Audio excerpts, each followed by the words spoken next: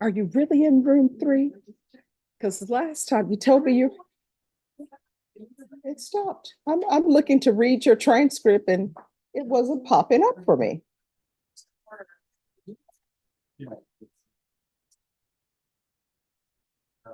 Yeah, can't you have it? You want it? Oh. It is. Yeah.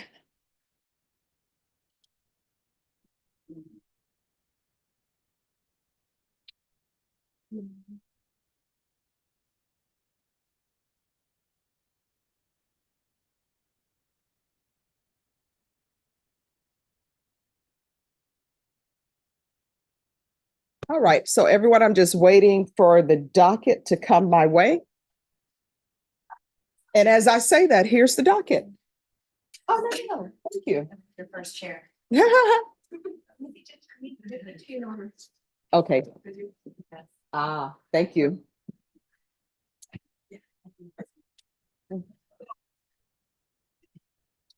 So Vashon, I came in this morning and I'm walking, outside of the court where they have the Purple Heart Memorial.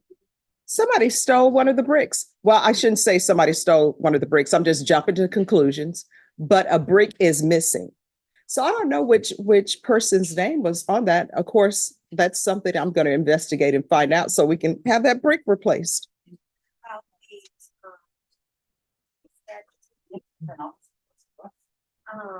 The statue. It's not even. Oh, I know what you're talking about. Wow. That was dismantled and burned and repaired. Mhm. Oh, it is. All right, everyone, I'm going to call the docket. When I call the docket, stand and let me know you are here. If I don't know you are here, guess what? A warrant may be issued for your arrest. Frank Torres. That's been reset to next Thursday. All right, could I see that file, please? I'm glad you were here to remind us of that, Mr. Delia. Happy to do it, Judge. In custody, we have Gilbert Pruitt.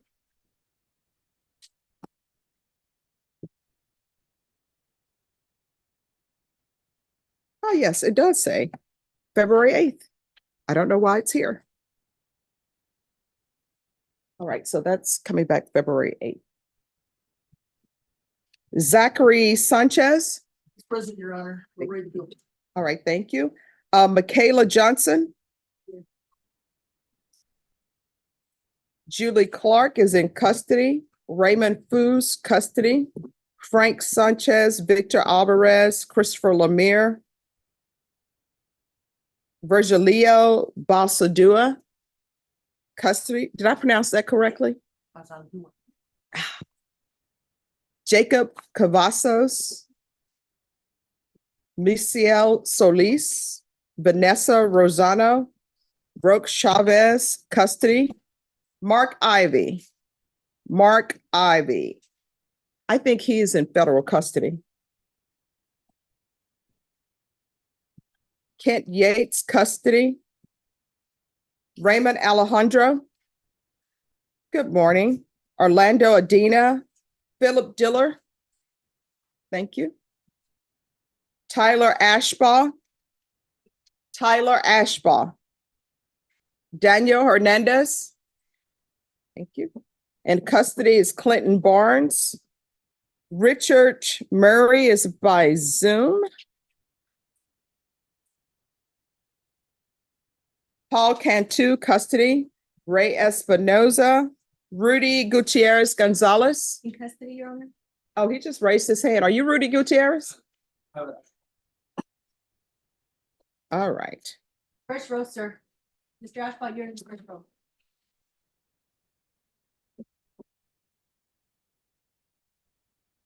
Monroe Hurd, custody. Gilbert Pruitt, custody. Sergio Serta. Present with counsel, Judge. Thank you. Gus Gallegos, custody. Victor Garcia, custody.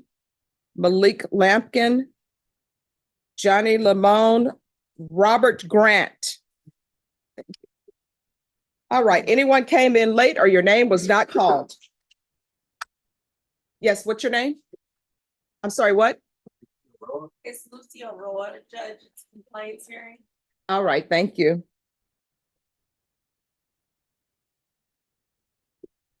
Anyone else who came in late or your name was not called? All right, attorneys, these are the rules of the court. People always wonder why I repeat these rules, and I repeat them because people forget and don't follow them. To my left is court reporter. Do not put your paperwork on her desk. Do not lean on her desk. That equipment costs $10,000. If you damage it, you will have bought it and you will not leave this courtroom till you pay for it. To the back is the CLO, Bashan Abrams. If you'll raise your hand, please. Do not put your items on her desk. That is her office. Do not sit on her desk. Do not put paper on her desk. Do not turn your back to her. This door here, attorneys, you all know that's where the inmates come out of. Do not block that entryway. If something happens and an officer has to knock you down, I will file an affidavit saying that you were warned. To the left, criminal trial division. To my right, family violence. Please just grab your file, place it on their desk, have a seat. They will call you in the order in which you appear. If you have a client who wishes to speak to the court in a language other than English, you need to request that an interpreter be called down. If your client is in custody, yes, they need to be brought out. Do not approach the court unless you have conferred with the state and conferred with your client. Everyone, today is Thursday, or as we call it, Friday Eve. It's going to be a great day because tomorrow is Friday. So put a smile on your face and joy in your heart, and everyone please confer. And I think on Lucio Roa, he just needs to file a trial certification as well. All right, they're going to pull the file. Hello. Good morning, Judge. Good morning. How are you this morning? I'm doing great, but I'll tell you what happened to me. Yes, please. Okay. I went to this small town, and I'm just going to this small town to get something to eat. Okay. Next thing I know, they're trying to push me out of the town, Okay. All right. and they're trying to arrest me, and they do arrest me, and they throw me in jail. Judge, this was last night. And then I'm released, right? Okay. And I take off running, and I'm in the woods, and now they're coming after me. And guess what? They call in my supervisors, and they're like, hey, you don't know who you're dealing with.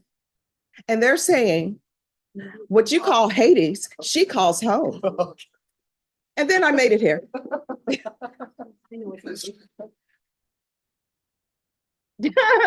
Judge And Rainbow, you know I what? mean Judge Boyd. Yes, and they gave me a nickname. That's great.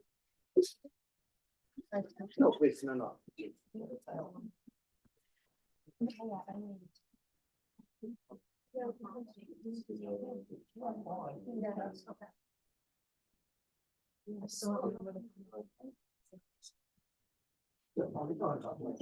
Just in case you couldn't hear me, I'm just asking. I just sent you.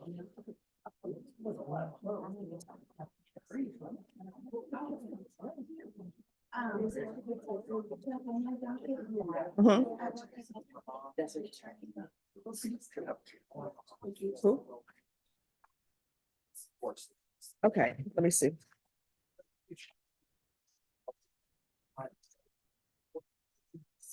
Yes, Zoom. Yeah, they're here.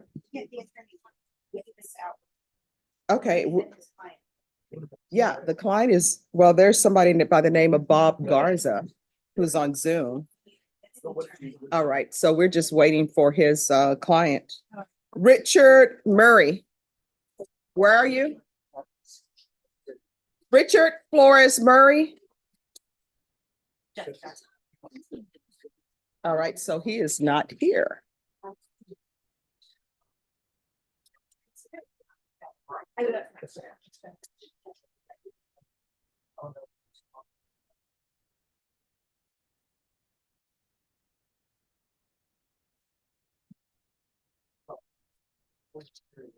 No. Oh, that isn't. Oh. Hello, your client is not here, sir. You're on mute.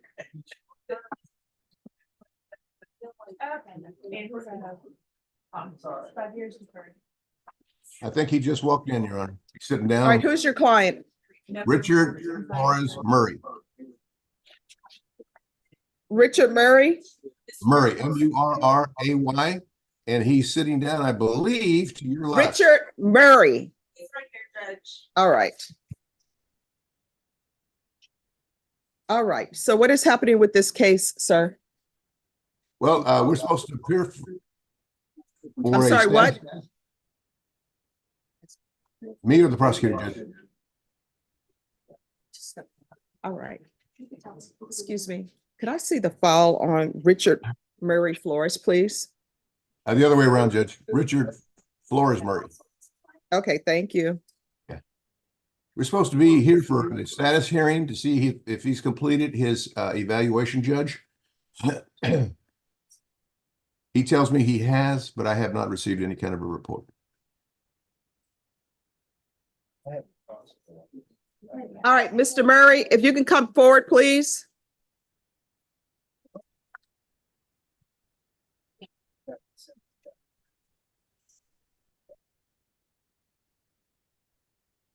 He's hard. Here he comes. This way, sir. Straight ahead, speak.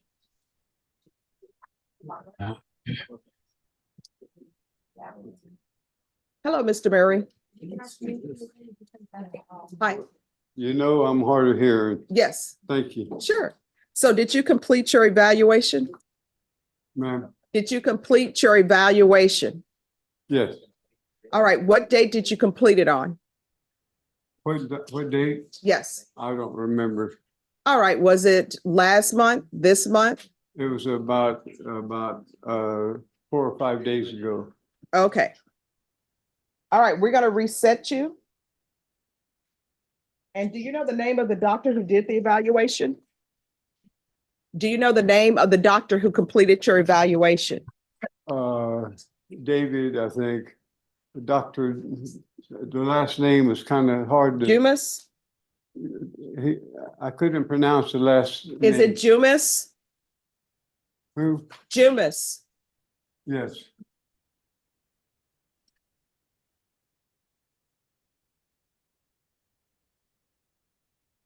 All right, so let me see here.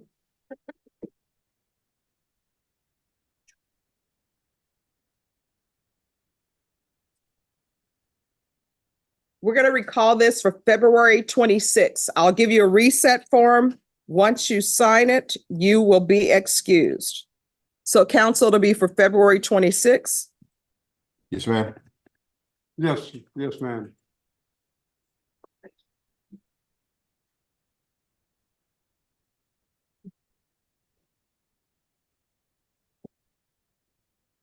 You'll have him sign that, please.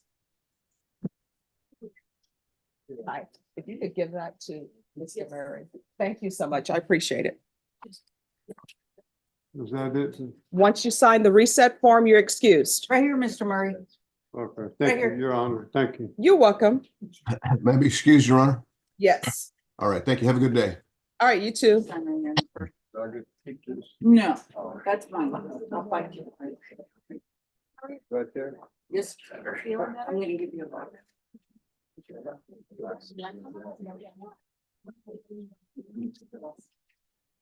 I'm gonna give you a copy, that way you can't say you didn't know because we signed it.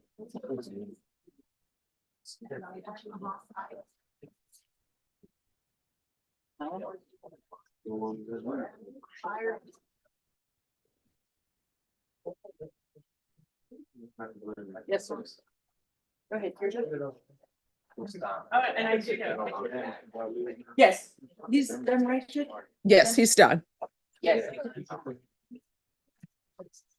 Oh, there he is. Casey Garcia. Yes.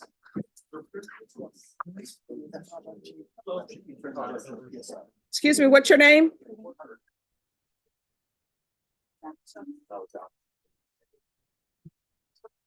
What is this by Zoom? This is Casey Garcia. All right, and who are you here for? Sadie Sanchez with Zach, Sanchez. All right, so I'm going to put you in a waiting room, okay? Yes, ma'am. Thank you. All right, and who is this on Samsung, Marina? I'm sorry, can you say that again? Who is this person on Samsung? I don't. All right, who are you? Oh. Who's dressed inappropriately? Oh, no, I do need one. Yes. It's that. You wanna bring this? He's out there. sir. Prospects. Okay. I did. No, nobody else that I know. Okay. I didn't get that either.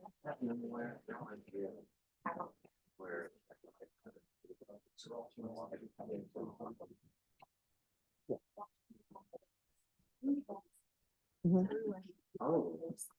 Actually, I'm really glad I was wondering. Me too. Me too.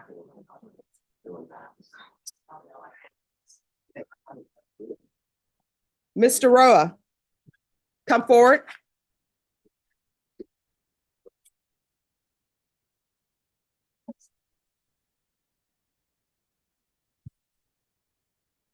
Good morning. Good morning. All right, Mr. Roa. Here's the thing. You have two choices. And both of them have custody attached to them. You're either doing felony drug court or you're going inpatient. But either way, you're not leaving court today. So which do you choose? What do you mean, man? You have a drug problem. You are either going to felony drug court or, yes, you're either going to felony drug court or either you're going to inpatient treatment. So felony drug court is willing to accept you. So you can go to felony drug court or you can wait at the Bear County Jail and be transferred to Safe P. Which do you prefer? I'll attend the drug court. All right, so you're going to be taken into custody. I'm going to let felony drug court know that you're in custody and that you're willing to be in the program. And I will send them an email and they'll probably be able to see you today. Or at the latest, probably next week, Monday. Do you understand? Sure. All right.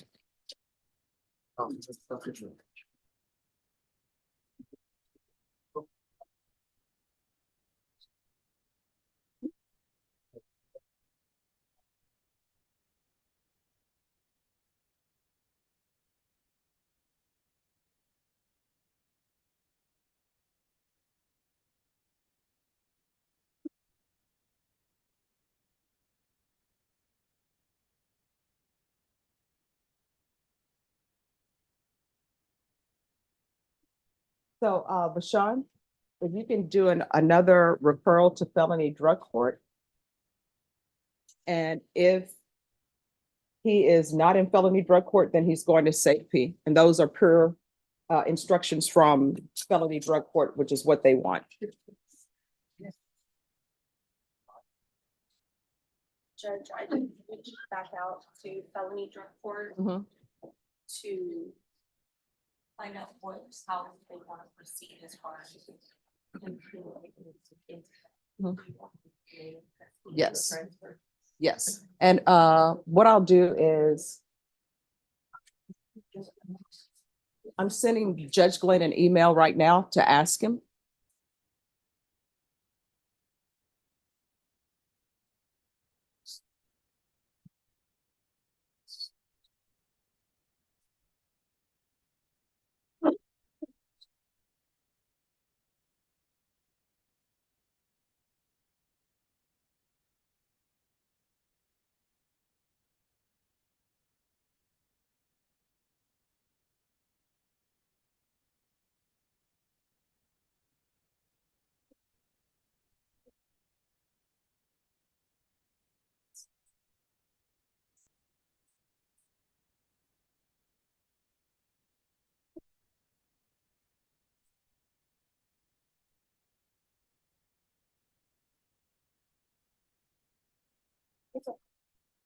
Oh.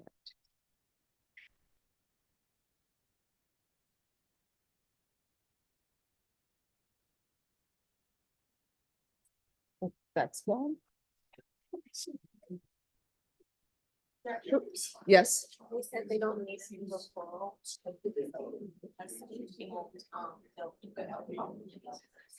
okay. All right, thank you. Don't be talking to him. Okay, Don't. all right, then, let me put on there. Whoever it is, they could step outside and watch it on YouTube. Who's speaking to someone? In the camouflage. Camouflage, are you on the docket today? I'm sorry, is that yes or no? All right, you're excused. If you want to do visitation with inmates, you need to do it at the jail, not here. Do you understand? So for security reasons, you're being put out of the courtroom.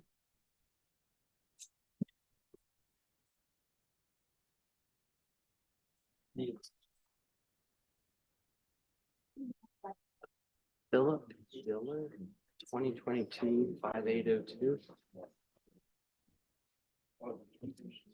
All right, and Rachel, Yes. he's to remain in custody until transfer to felony drug court.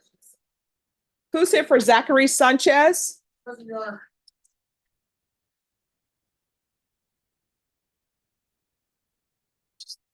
Zachary, come on out.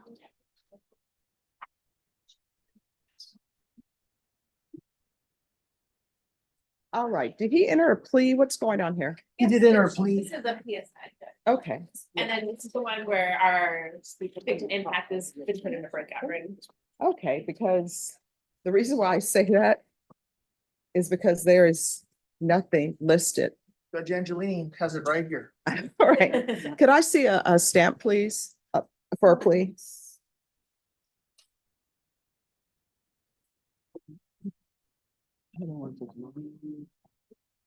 I'm a cook.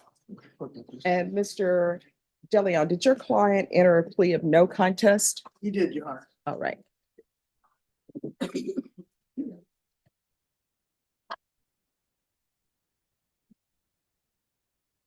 And I'm assuming that Judge Angelini found there was sufficient evidence? He Yes, did. Judge, and hopefully it reflects that this was knocked down to an attempted indecency. Yes. Okay. That's what's in the paperwork. Yes. All right, everyone, you need to whisper. If you cannot whisper, then you're gonna have to step outside and confer. And guess what? When you're before the bench, do not whisper. I'm amazed that people will whisper when they're before their bench, and this includes attorneys. But then when you're conferring, everybody is speaking so loudly. So whisper. Thank you. It makes it easier for the court reporter, and it makes it for a great Friday Eve. We're trying to bring joy, right? All right, court is calling 2023 CR 0329, State of Texas versus Zachary Sanchez. Could I have parties announced for the record for the state Ally Jackson, defense? Michael DeLeon for Mr. Sanchez. And are you Mr. Sanchez? Yes, ma'am. and Your Honor, just a reminder that our victim's in the breakout room. All right.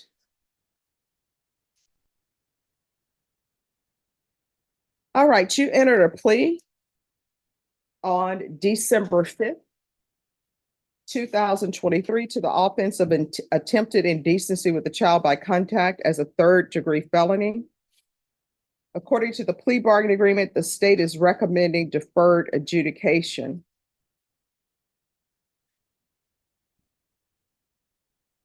Let's go off the record for a moment.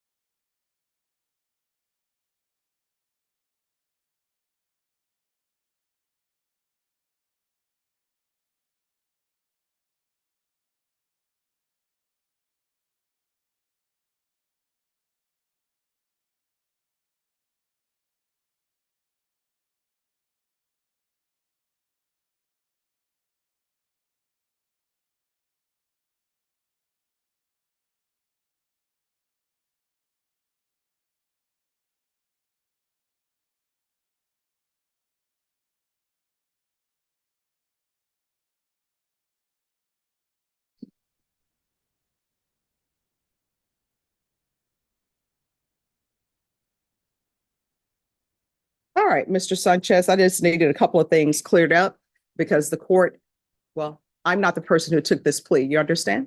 You need to speak up so the court reporter can hear. Sorry, yes, ma'am. All right, so according to the plea bargain agreement, the state is asking that your community supervision be for a term of 5 years. Did anyone want to speak to the length of community supervision, state, Not to the state, we just feel it's appropriate, Your Honor. defense? Judge, I would just ask for it to be 4 years deferred, and I know a fine wasn't listed in there. I would just, well, I'm stepping ahead a step, but he works as a cook at Pluckers. So he doesn't make all that much money on asking maybe if the fine can be probated or be relatively low. Okay. And what is the court cost in this case, please?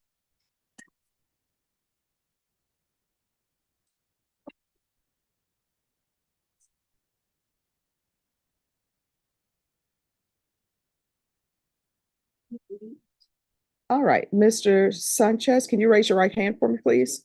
Do you solemnly swear or affirm the testimony you give will be the truth and nothing but the truth, so help you God? All right, you can lower your hand, state your name for the record. Zachary Sanchez. All right, so I've just been told by the clerk the court costs in this case. Will you be able to pay that over a period of time in installments? Yes, ma'am. All right, if you can't pay it, just let the court know. You understand? Yes, ma'am.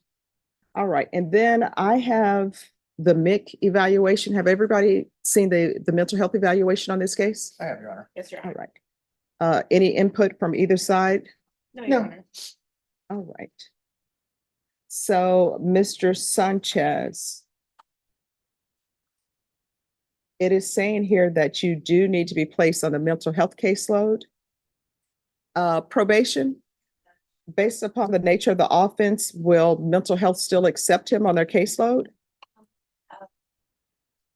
We have employees on the SOMO unit that will assist him with these.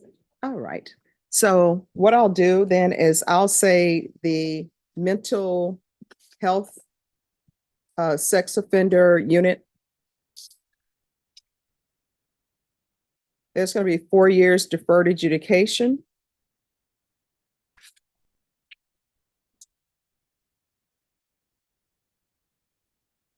Chapter 62 compliance. No contact with the complainant in the case.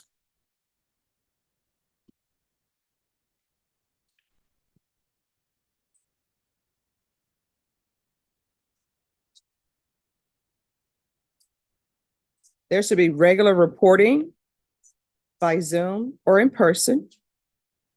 There's to be regular UAs. Proof of employment within 30 days. There's to be no employment as a health care provider or with minors. There's a request for community service hours, but because of the nature of the offense, there's no community service hours available for you because no one has insurance to do that. You understand? There's to be no unsupervised contact with minors.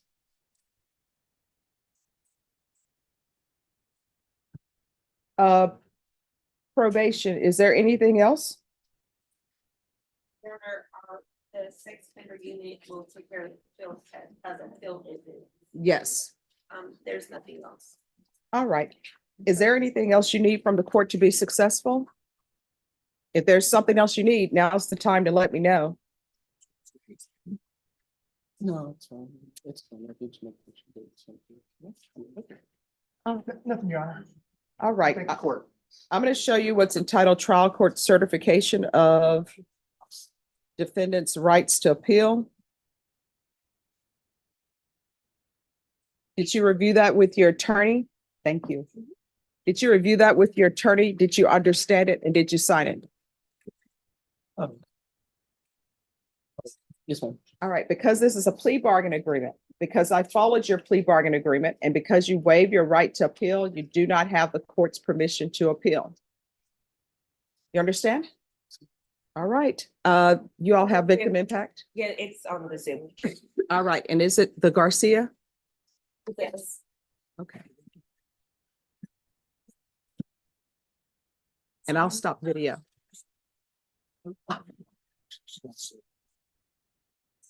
All right, Miss Garcia?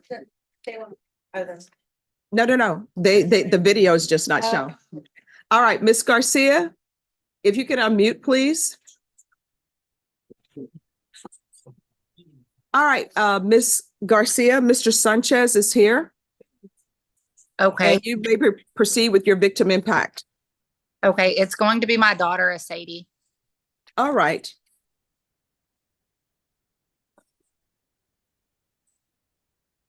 Go ahead. I'm holding. Okay.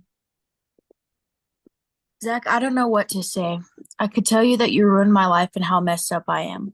Or I could tell you I forgive you for what you did. I don't know how to feel. I'm angry. I'm angry because I didn't deserve what you did. You were supposed to be there to protect me. You were my family. Family doesn't do that. I needed you most when I was there. I thought I was safe, but I was wrong. Since that day, I've never been the same. I don't go out or wear shorts like I used to. I can't sleep and still have nightmares because of what you did. I can't stand when people touch me anymore, and I can't even let my 9-year-old brother touch me. You turned me into a person I never wanted to be. You turned me into someone who doesn't go to places, into someone who can't be alone in a crowd, into someone who can't stop shaking and who takes pills to be happy. I wish you could explain to me why you did what you did. You took my family away from me. My aunt doesn't want to look at me anymore, and my cousins don't believe or trust and can talk to me anymore. I kept it a secret for so long because I knew what my family would do. I understand that you are family, and I love you. I would never make something up like this. Why would I make something up like this? I knew as soon as I opened my mouth that my family would be gone and I would never be the same. You took everything from me, and yet I still forgive you. I forgive you for me to move on in life. I love you. All right. Thank you so much for coming in. Thank you. Thank you, Judge. May we be excused? Yes, if he'll just remain and speak with the probation officer. All right. Thank you. All right. Who's here on Christopher Lemire? Lemire?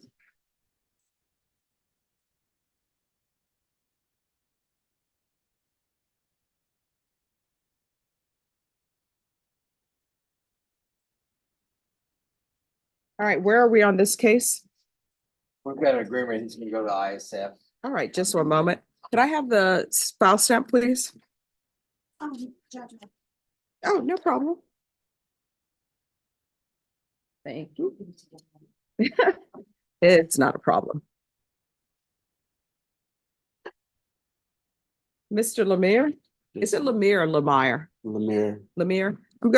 We're gonna go on the record. Court is calling 2018 CR 0858, State of Texas versus Christopher Scott Lemire. Could I have parties announced for the record for the state? Hank Wilkins for the state, Your Honor. Defense? Gary Chirac for the defendant. And are you Mr. Lemire? Yes. I'm going to show you what's entitled Motion to Enter Adjudication of Guilty and Revoke Community Supervision. Did you review that with your attorney? Did you understand it? Why you're here in jail for violating your probation. Okay, yes. Well, no, here's the thing. This document states that you're on probation. Are you aware of that? Yes, sure. All right. Do you know why you're here today? Yes. All right. So this document that I'm showing you, did you review that with your attorney? Yes, sure. Did you understand it? Yes, sure. All right. Here's the thing, Mr. Lemire. If it's something that you don't understand, just let me know. Okay. So this document that I've shown you, did you review that with your attorney? All right. So if you all to step back and review it.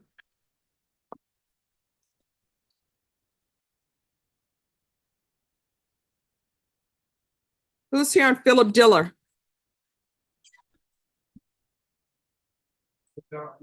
Okay, we'll wait for him to come back. Thank you.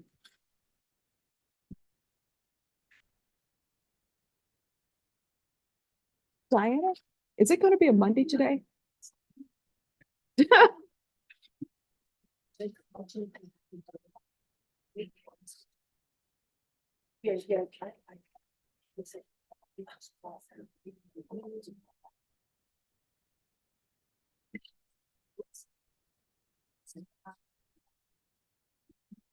No, I know.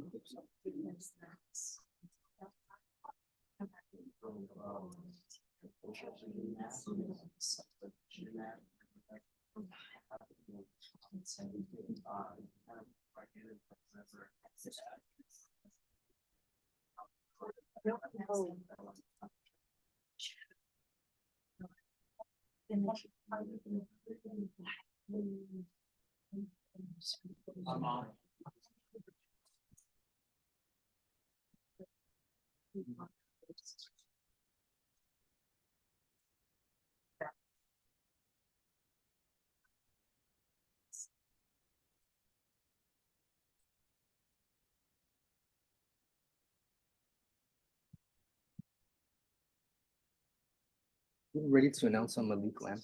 Yes, ma'am.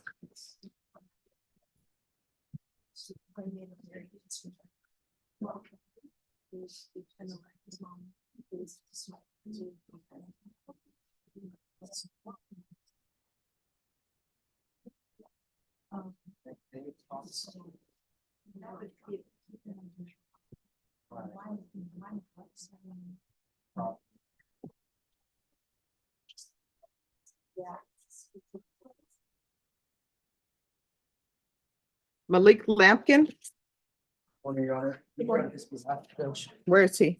He's in the hospital. His mom communicated to me last night and again this morning that he's at behavioral hospital. She had sent some documentation before that he was at Methodist. This is the individual that was experiencing some mental health issues that was in and out of the So do hospital. you have proof that he's currently in the hospital? We're working on getting that, Judge. They said that they're gonna discharge him today, but early into the early evening. And I asked them if they would be okay, if the court was okay with it, if they could come in on Tuesday to present here in person. They said they're still working on getting that behavioral health information, but that the mom wasn't there when he was admitted. They're kind of giving the runaround, giving the documentation. I could try to get a judge, but as you know, it's kind of difficult. They say HIPAA and all that stuff is involved. All right, he's being recalled for tomorrow. For tomorrow? Mhm. Oh, Judge, I'm gonna be out of the office tomorrow. Is there any way we could possibly do it Monday or Tuesday? I'm gonna be here Tuesday, that way. Well, the only problem is, I don't know. I know you're saying he's in the behavioral health clinic or behavioral center. But that's being based upon what other people are telling you. Yes, Judge. And I know that, So- and the mother had provided documentation to me so that he was in the Methodist hospital as soon as January 16th. Mhm. So I think that's a good faith basis to believe that he's actually having these issues, Judge, and not trying to run from the court. But the mother has been extremely communicative with me. No, I need documentation. Documentation. Mhm. Yeah, I can try to get it, Judge. All right, I This mean, morning, that, but I it can't. it needs to be done today, otherwise he's being recalled for tomorrow. Boy, so tomorrow, and if I can't get the documentation and he's still there, but I don't have like something concrete in writing, can I just make that? Are you gonna drive over and see if he's there? I don't know Because if it here's was- the thing. I believe that people are officers of the court, Exactly. but if you're telling me something that somebody else told you or a client told you and you don't have your own personal knowledge where, hey, I've seen the documentation, he's currently at the hospital, then I'm not going to take it as fact because technically it's not coming from you. It's coming from your client's mom or it's coming from your client. So if I don't have that documentation today, I won't issue a warrant today, but he'll need to come in tomorrow. Tomorrow, okay, I'll do my best to have him present or at least get some documentation. I understand where the court is coming from. Mhm. But the background of this case is that he has a GPS monitor and the actual work release people that are supervising him have contacted the court asking to be removed because it's in and out of the hospital. So I Mhm. think that is a good faith basis as well as the mom saying that she's there. But I, of course, I'll try to get the documentation, Judge, and I'll apprise the court accordingly. All right. So if I don't have documentation today, he needs to be here tomorrow. All right, yes, Judge. And if I have to go visit him and get it, I will. All right. Thank you.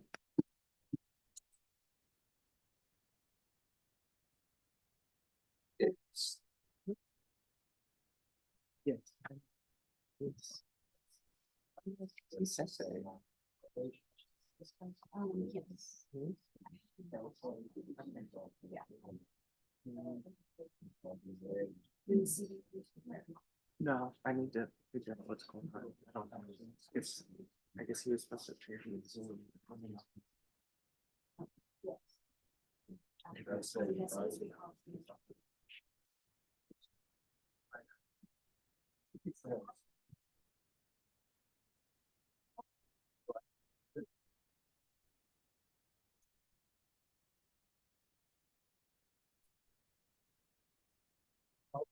Are y'all ready on Lemire? No, ma'am. Okay.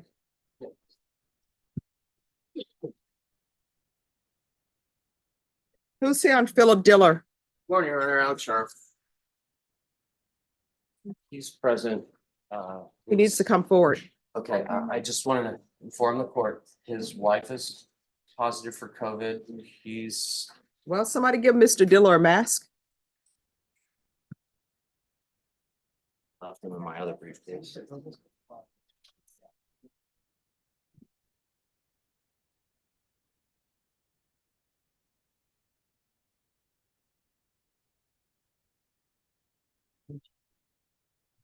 Ms. Garza?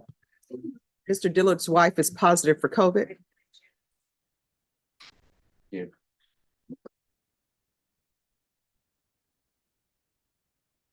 All right, so where are we on this jury trial? Because I'm assuming this is jury trial, correct? Yes, Your And Honor. y'all were sent to Impact, and I guess they were doing something else? No, I came down with COVID 2 Wednesdays ago. Ah, That put a cramp in that schedule, mhm. unfortunately. All right, you're coming back on February 20th. To this court? Yes. All right. Thank you, Your Honor. You need a reset form. We do? Okay. Mhm. All right. I will get that. Thank you. Thank you again. Yes, I have one.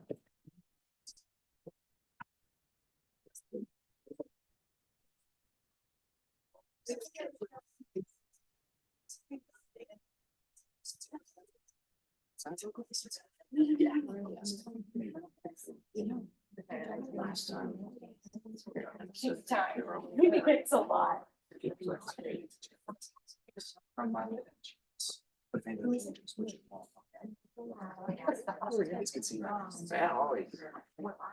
Rachel, this is for him to sign for his jury trial. Thank you. Thank you. Oh, I guess I need it. I need the docket and one sign. And yeah, okay. I know you're gonna love this. But I have to know.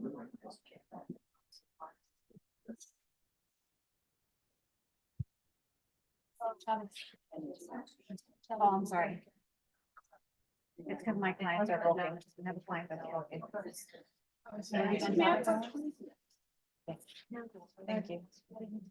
I do, but I need to ask Judge if I can go to children's court and come back. I just want to let her know I'm going. Well, we got this edict from children's court.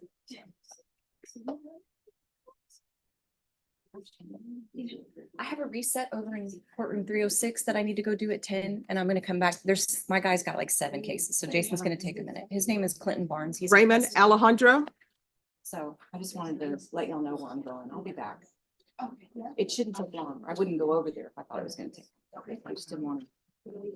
Yeah. Okay. Hello. Hello. Did you say you're starting something? All right, we're calling you back on February 20th. Thank you, Judge. Yes, once you sign the reset form, you are excused. Thank you. Thank you, ma'am. Have a good day.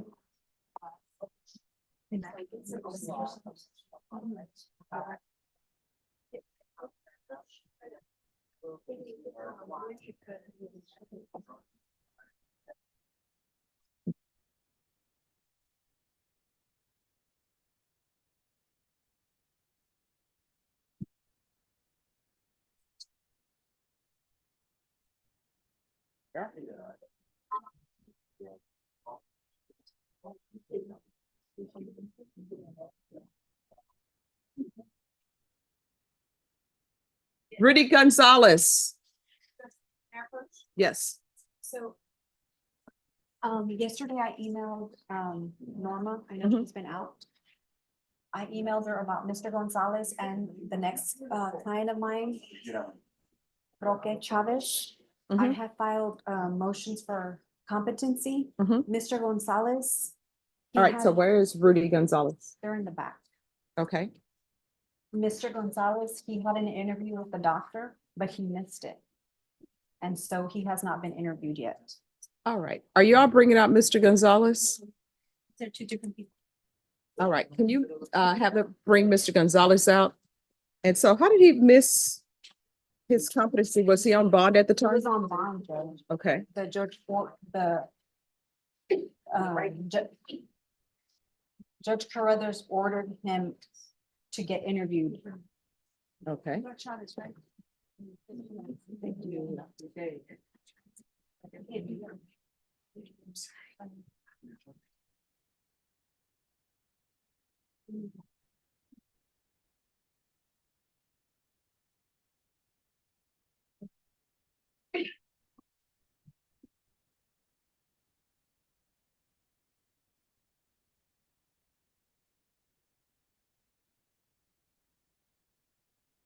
And let me see here.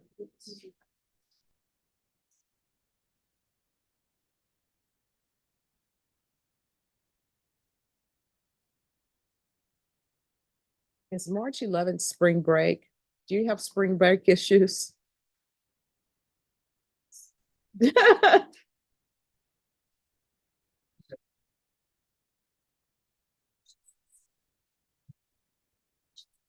Your Honor, yeah, I went to go get them.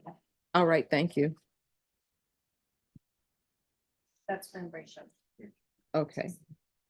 All right, we're gonna have this come back on March 18th.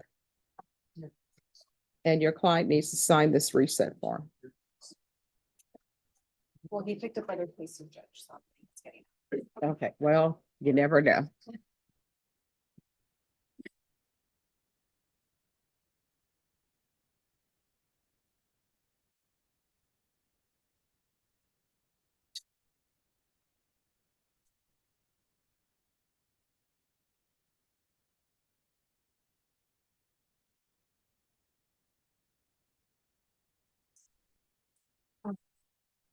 All right, and then Roque Chavez. Mr. Chavez, he's already been evaluated and we're waiting for the results on it. All right.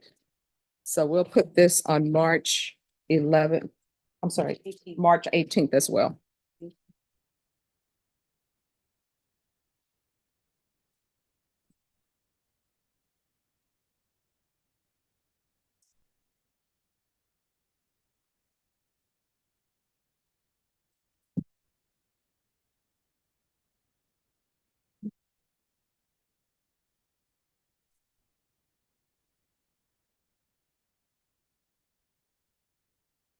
And counsel, if you will be sure to let your other client know that if he misses another appointment to be evaluated, one or two things are going to happen. Well, not really one or two things. What's going to end up happening is he's going to do his evaluation while he's in custody.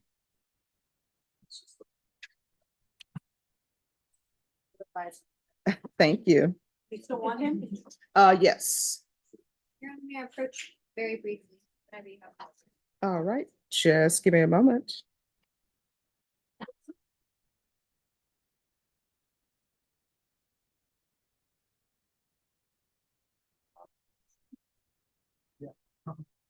So I don't. Probably. Should be right.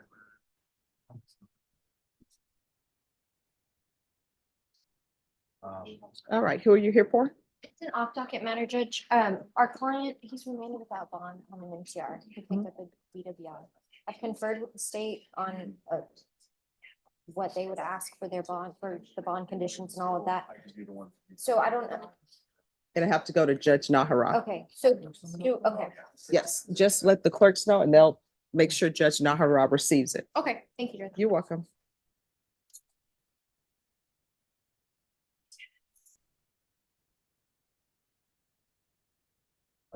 That's like 2 or 3 reasons.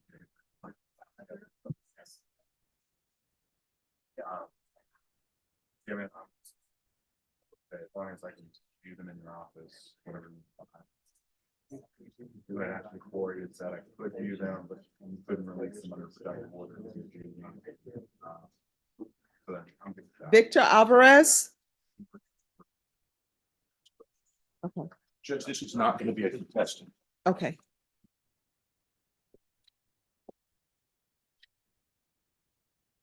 And can I have, oh, there it is. Okay, thank you.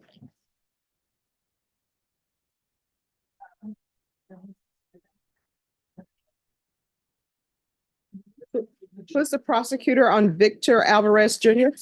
Thank you. All right, court is calling 2021 CR 2955, State of Texas versus Victor Alvarez Jr. Can I have parties announced for the record for the state? Zach Dunn for the state, Your Honor. Defense? John Robertson for Mr. Alvarez. And are you Victor Alvarez? Ma'am. I'm going to show you what's entitled Motion to Revoke Community Supervision. Did you review that with your attorney? Did you understand it? Yes, ma'am. Yes, ma'am. Are you the same Victor Alvarez Jr. who was placed on community supervision in 2021 CR 2955 for the offense of possession of a controlled substance, penalty group 1 gram to 4 grams on July 15, 2021 for a term of 4 years? Is that you? Yes, ma'am. All right, state. Your Honor, violated condition number 2, on or about the 12th day of December 2023 in Bexar County, Texas, the defendant, Victor Alvarez Jr., did then and there admit illegally using a controlled substance, namely heroin, in violation of condition number 2. How do you plead to that? True or not true? True. State? Your Honor, the state waives and abandons the other. Any conditions. objections? No, Your Honor. Did you understand by pleading true to violation of condition number 2, the court could find it true, grant the motion, sentence you up to 4 years in the prison and up to $1,000 fine? Yes, ma'am. Knowing that, do you still wish to plead true to violation of condition number 2? Court will find violation of condition number 2 true. Is there a proposed agreement? There is a proposed agreement, Your Honor, yes. What are you all requesting?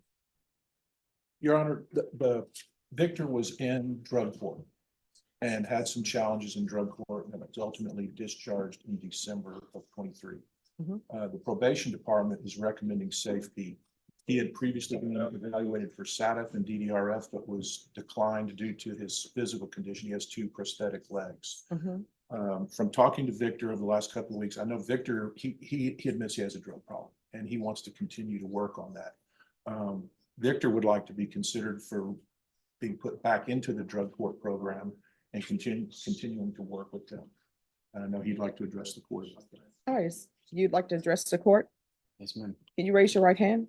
Do you solemnly swear or affirm the testimony you give will be the truth and nothing but the truth, so help you God? Yes, ma'am.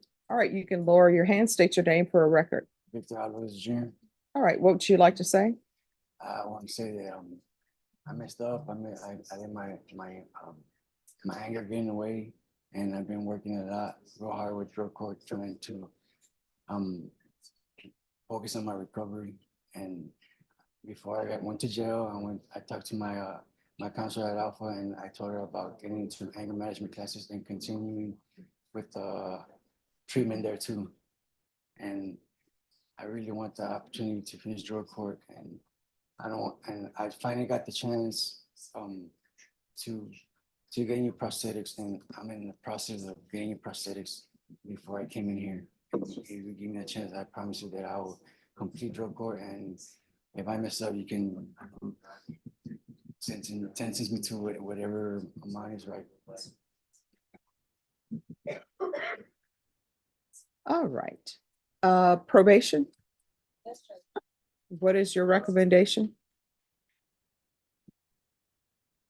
Probation is to extend probation for a year and a half, and it's complete the safety followed by after. All right, this is what the court will do. The court will deny the motion, alter and amend conditions to extend for 2 years, a referral to felony drug court. If felony drug court does not accept him back, then he's going to safety. Is there anything else? Sorry. Is there anything else you need from the court to be successful? You know, do I have to go, can you put me in anger management classes or do I have, they do that? Oh, yeah, I'll add anger management classes. Thank you. Thank you. And also anger management classes. Thanks for letting us know that that's an issue, okay? Yes, ma'am. All right. If you need anything and you feel like it's not being addressed by your probation officer, you can always come back to court. Do you understand? All right, we can go off the record. Here's the thing. Felony drug court is a good program, but they can't help you if you're not trying. And what do I mean by that? What I mean by that is throwing up your hands and say, well, I'm just going to use. Because I know in felony drug court, there's a lot of people that you can call. And I know over there, probation officers give you their cell number. You have the cell number to your counselor. So instead of breaking down and using the heroin and meth, you should have just picked up the phone. And you can pick up the phone with them and you can call them and say, hey, this is what's going on. And I'm about to use some heroin and meth. And you know what they do over there? Somebody will either say, come in, let us talk to you, or either they'll go to you or get a ride to you to bring you in to talk to your counselor. But if you don't do that, nobody can help you. You understand? Yeah. All right, good luck to you. Don't be the person that they're trying to identify on the side of the road or in a field somewhere and it's you. All right? Yes, ma'am. Okay, good luck to you. Thank you, Judge. You're welcome. Judge, I'll document. Yes. Renee Gardia, client that was in court last week, and she was having like a mental. Yes. episode. She was ED. Mhm. She got out of the hospital, I believe, today's Thursday, I believe, yesterday or Tuesday. Okay. Contacted me. She's meeting with Center for Healthcare Services today, Okay. because they're still evaluating her for mental health court. Mhm. But I need to get her in here so we can address her failure to appear. All right. If you want to bring her in this afternoon or bring her in tomorrow morning, you Get her can. tomorrow morning. Yes. Okay, I'll try to get her here tomorrow. All right. Thank you. Thank you. Tyler Ashbaugh.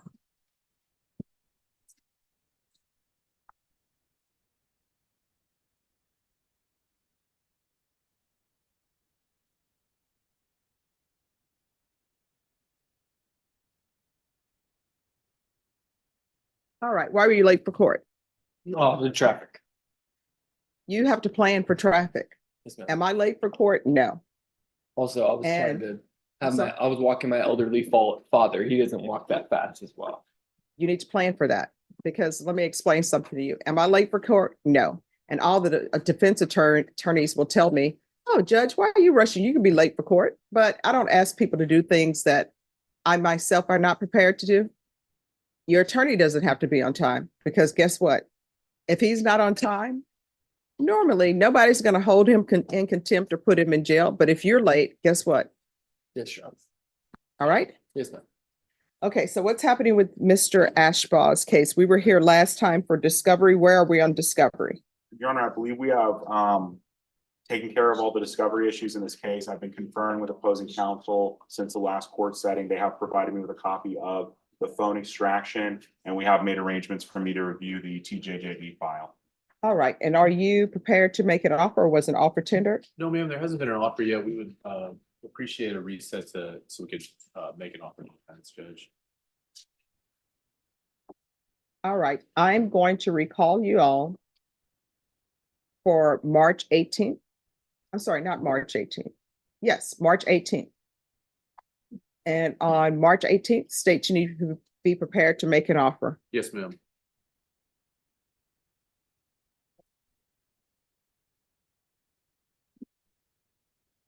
All right, once you sign the reset form, you'll be excused. Make sure you're on time next time. Do you understand? Yes, Your Honor. Thank you, Judge. Oh, you're welcome. Just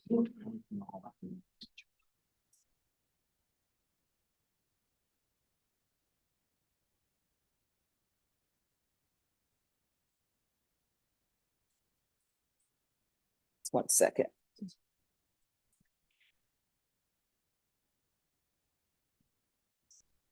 I keep forgetting it's 2024.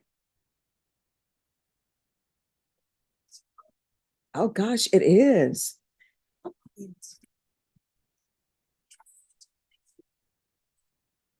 Your Honor, I apologize. I forgot to address something. Would it be able to approach again? Yes. Okay.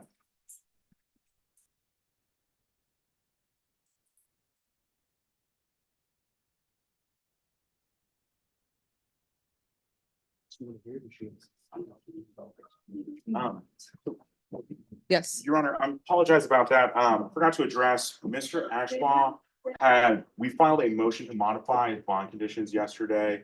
We're just asking that he be allowed, he's on full GPS house arrest currently, that he be allowed to take his daughter to, is it school or daycare?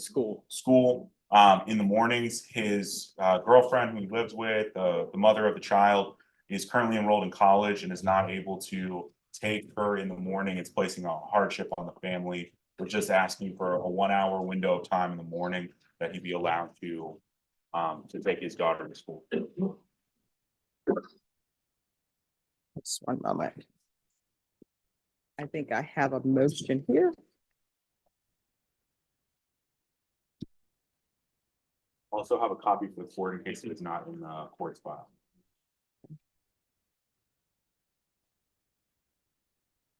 Yes, I have it in the court's file, but I don't have an order attached.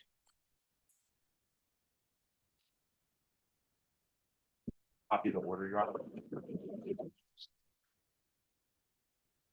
State, are you going to have any objections to him dropping his daughter off at school? And Yes, Your Honor, due to the nature of the charges, we are opposed to this motion. We'd request a hearing. all right. So what I can do is I can forward it to Judge Nahara for a hearing. We're currently in a jury trial. Yes, Your Honor. So I'll let the clerk know and we'll see if maybe Judge Nahara can hear this today or when he can hear it. All right, is there anything else? No, nothing further, Your Honor. Okay, Thank you. you're welcome. Yes. All right, there's just.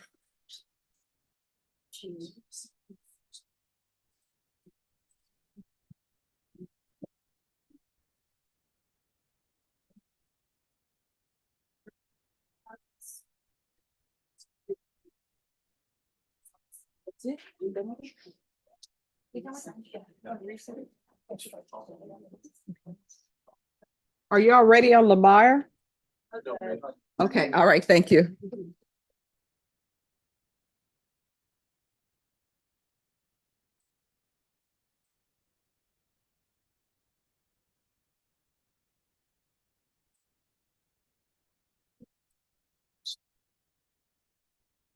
Jones. You ready? Yeah.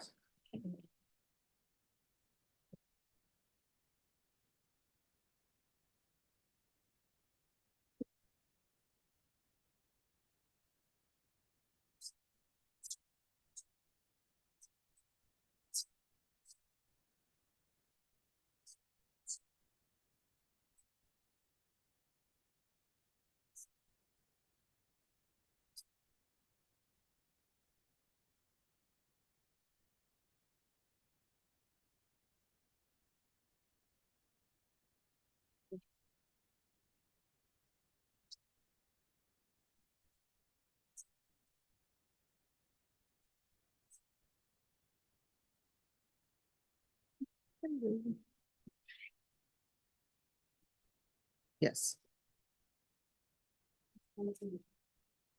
Okay, do we have? Yes.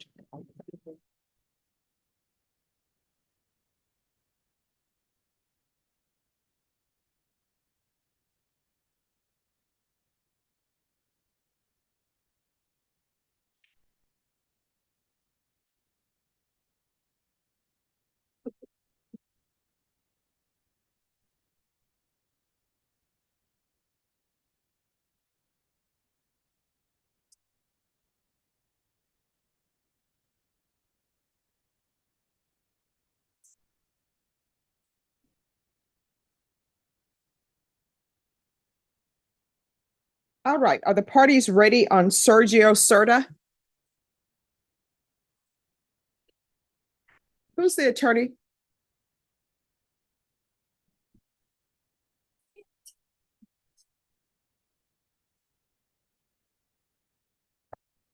All right, so to the interpreter, I'm so sorry. Defense counsel is not currently here. So if you need to go to another courtroom, you're more than welcome to go to another courtroom. All right, thank you so much. This goes at the end of the pile. Oh, that's okay. Who's here? Michaela Johnson. Okay.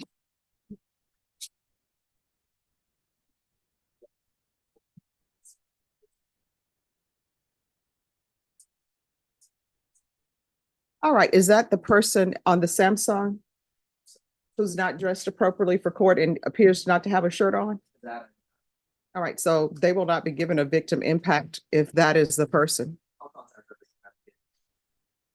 All right, and then there's someone on by the name of Bachelor Santabanas. All right, so then Samsung appears to be yours, so that person will not be given a victim impact. Yes, sir. All right. I think everyone should know that you have to have clothes on in court. Oh, well, he's at the end of the pile. All right, court is calling 2023 CR 3848, State of Texas versus Michaela Elise Johnson. Can I have parties announced for the record for the state? Defense? Patrick Hancock for the defendant. All right, and are you Ms. Johnson? Yes, ma'am. All right, we're here for sentencing. You entered a plea of no contest to robbery on December 4th. According to the plea bargain agreement, punishment is to be assessed at a cap of 8 years in the prison. The state is opposing your application for community supervision or deferred adjudication. They're taking certain items into consideration. All right. Did you all have a chance to review the PSI report, state? Yes, Judge. Defense? I did, Your Honor. Any objections to the PSI report, state? No, Defense? no, ma'am. All right. State, any witnesses? No, Your Honor. Defense, any witnesses? Yes, Your Honor, I do. I have Miss Alicia Franklin, Michaela's mom. All right, Ms. Franklin.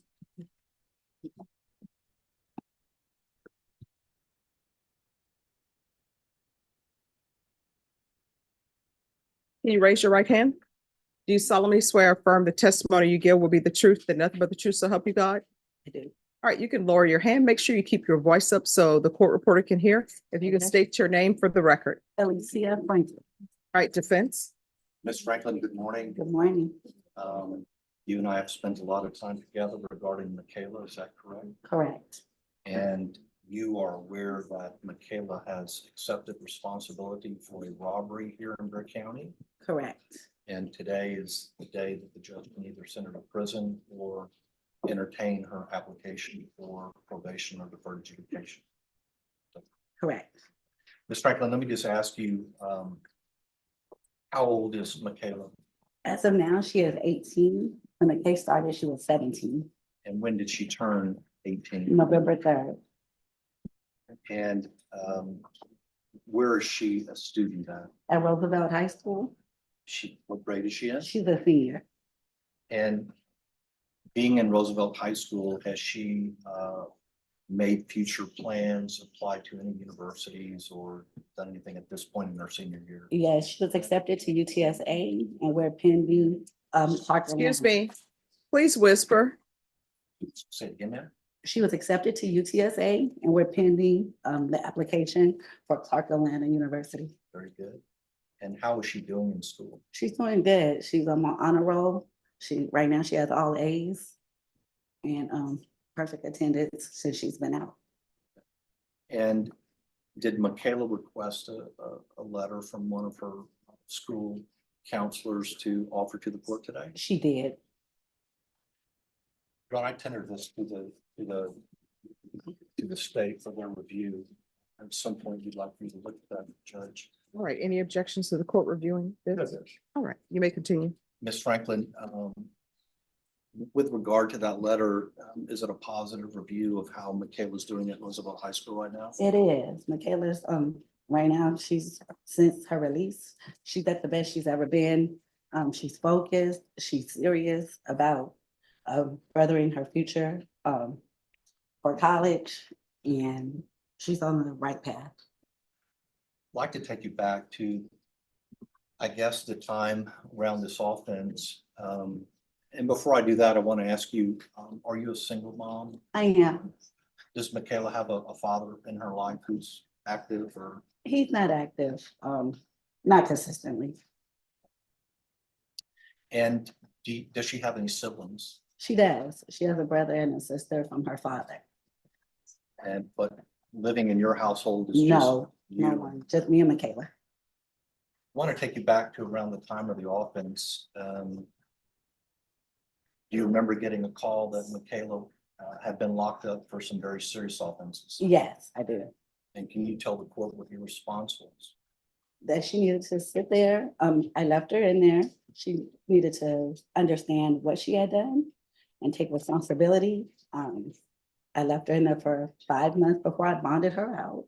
So she could understand that she didn't do anything, you know, it wasn't something small. She needed to understand exactly what she did and what she could look forward to.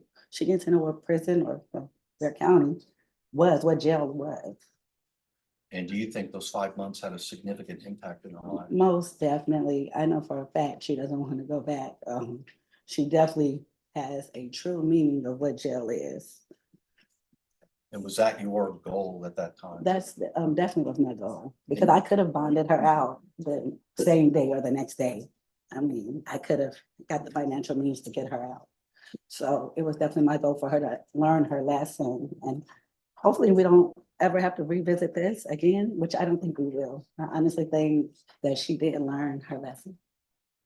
Miss Franklin, let me ask you, at the time when she was arrested, were there some behavioral problems that There- you picked up on? Yeah, there was, but I thought she was just being a rebellious teenager.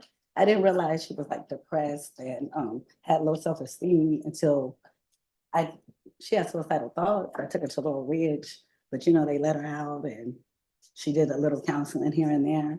So I thought she was just being more rebellious to herself. I honestly didn't know it was mental health issues there. But once I did know, I've gotten her help. What mental health issues have you discovered regarding your case? Definitely depression, low self-esteem. We've been going through exercises with the counseling sessions. And me, myself, just trying to boost her up and get her on the right path to feel good about herself. And do you think you're on a positive path right now? Most definitely we are. She's back living at home. She lives at home. Our relationship is really good. She's more open. We actually have conversations about how she's feeling, and I think we're on a really good path. And that's different than what it was before the. Most definitely, she would stay to herself more, so lock herself up in her room. You know, just for me, what I thought was normal teenage stuff, but evidently it was a little deeper than that. Ms. Franklin, you own a business. Would you tell the judge what you do for a living? I do. I'm Sugar Glamour Salon, a hair salon in San Antonio. And have you and Michaela talked about her interest in working in the salon? Yes, but actually before this, she did. She was my assistant, and to be honest, I need her back as an assistant. But she wants to be a barber, and to get her through college, it'll be something for her to fall back on. And I can. I'm also an instructor, so she can get some of her hours through me. You mentioned that she's been accepted to UTSA. Yes, she's been accepted to UTSA, but she's also, we're pending the application for Clark Atlanta, which she preferably would want to go. And what would be her interest in studying in college? Business marketing.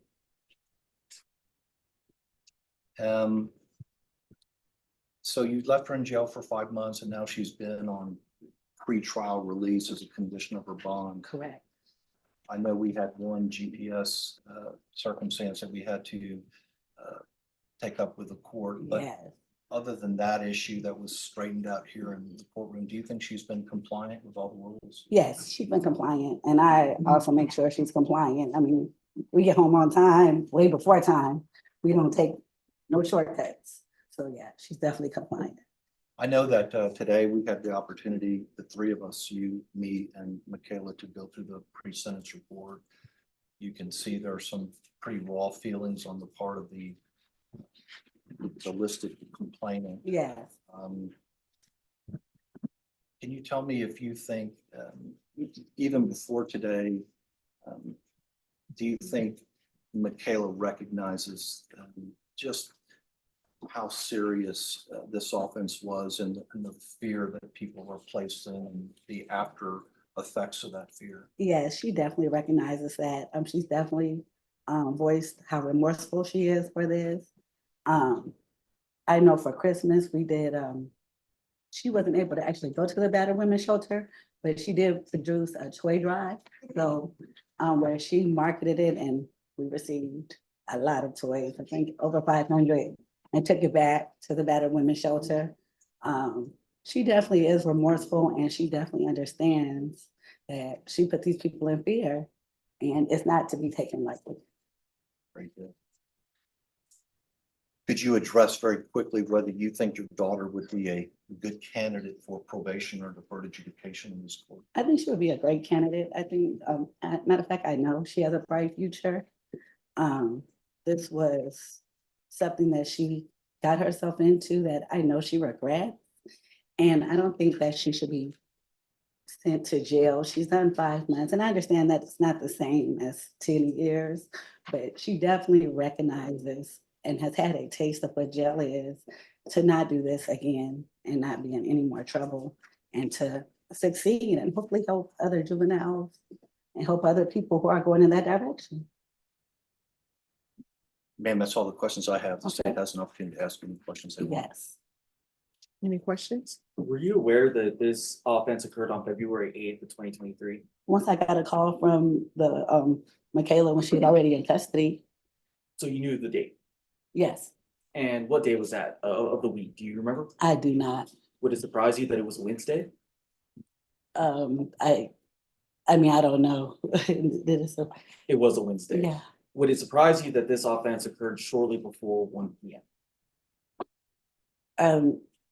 The whole thing surprised me. But I'm asking specifically about the time at which the offense occurred. Would that surprise you? Did you know that it happened? I did know. I mean, I've known since by reading the papers and Where should Michaela have been? she should have been at school. So do you know, or did Michaela ever talk to you about what happened during this offense? Yes. So you were aware that the victims in this case was a mother and her young 4-year-old son. Yes, sir. And you had a chance to read the victim impact statement. Yes, sir. And did it shock you that this had a drastic effect on that family? No, sir. I definitely understand the turpitude of the case. So you understand what the victim's feeling when she's saying that prison would be appropriate here? I don't think it would be appropriate for Michaela and for the simple fact. I'm gonna ask if you could answer my question. Would it surprise you or does it shock you that the victim in this case is asking for prison? No, sir. Is it understandable? It definitely is understandable. And were you aware that the other 2 people that participated in this act, that they were both younger than you? Yeah. So she was the oldest one out of the group, right? Okay, yes. So she should have been able to make better decisions than the other 2, correct? I don't agree with that. The other 2 had been in trouble. I understand. And she also was the only girl. So. And specifically her role in this act, were you aware that she was the person that drove the car that boxed in the victim and her son? I understand that she was the driver. Yes, sir. Specifically that boxed in the victim and her I son. understand. Nothing else to say. All right, any other questions? Ms. Franklin, I think I tendered it to the judge as a part of the other letter, but we did take Michaela to be evaluated by Mark Harris. I did. He's a licensed therapist, is that correct? Yes. Judge, if I didn't give you that. Yes, you did. And I reviewed it. Okay. It's very good. attached to that. Thank you, Judge. And you had the opportunity to look at his assessment, and that's helped you on a path of understanding her now, is that correct? Yes, it did. All right. Thank you. Thank you for coming in. All right, defense, call your next witness. Judge, that's it. All right, did your client wish to say anything? Judge, I think I'm going to speak for her. All right, so I want to let the parties know that part of my question, or maybe you can address this, counsel, Yes, ma'am. because it says that she is minimizing her role. And it says regarding the instant offense, the defendant stated, I have no comment at this, which I understand. Sure. That was But me. then she comes back and she does make a comment. And it says the defendant later stated, I feel it needs to be looked into more rather than what they are saying. And I think we addressed that actually this morning, Judge. I think her point on that is she was charged with aggravated robbery. She did not possess, hold, or yield a gun. And so it's been kind of a process of explaining that to her. So I think that she's not minimizing her role as far as doing things with those young men. However, I think she's made a distinction that contrary to what the state wants to put forward, is that she was not the leader of this. She was a follower in this, and she did not possess or hold a gun. So I think as to Miss Ballard's point in the PSI, maybe she could have gotten out of the car and said, hey, don't do that. She didn't do it. But the point of the matter is that she was in the car and not actively terrorizing these people. I make that distinction, but I also understand that if she's there, that she's a part of it. All right, because I'm reading the PSI. I'm sorry, reading the stipulations. And the stipulations, it says that she was the one who boxed the driver in. Well, Judge,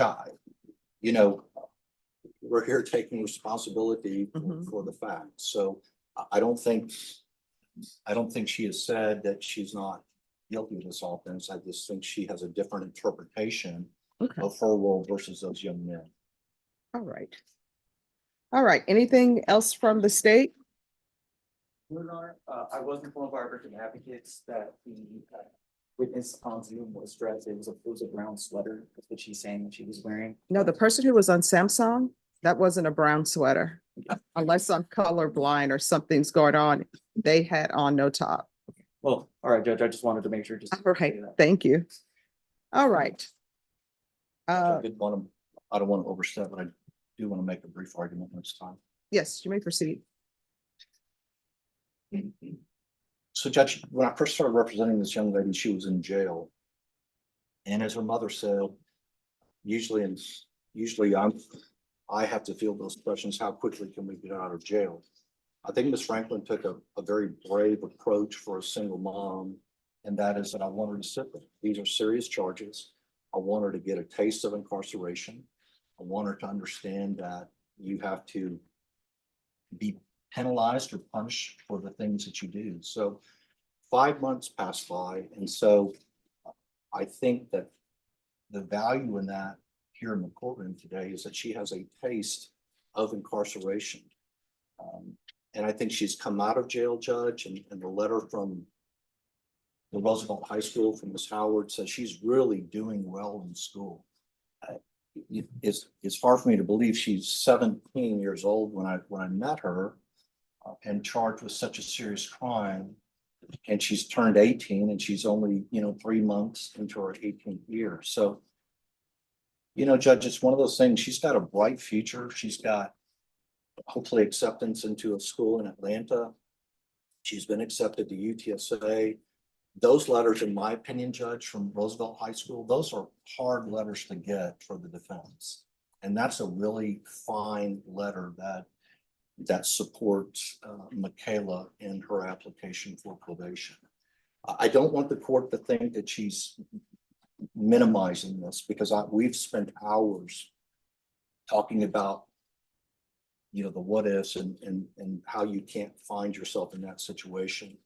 Her mom was bright enough through some talking that we had to get her sessions with Mark Harris, and Mr. Harris is very good through the juvenile probation and through private practice of bringing these young people in. Young people, he specializes in young offenders and working with them with this cognitive behavioral. You can't find yourself in the situation. you can't find yourself around the situation. If you do, then you need to leave. You don't need to be boxing anybody in cars. So I think this has been put square upon Michaela. I think she's done a great job out on bond. I think she's doing a great job in school right now. I can tell you that her relationship with her mother has never been better. I just really beg this court to give this young woman a chance.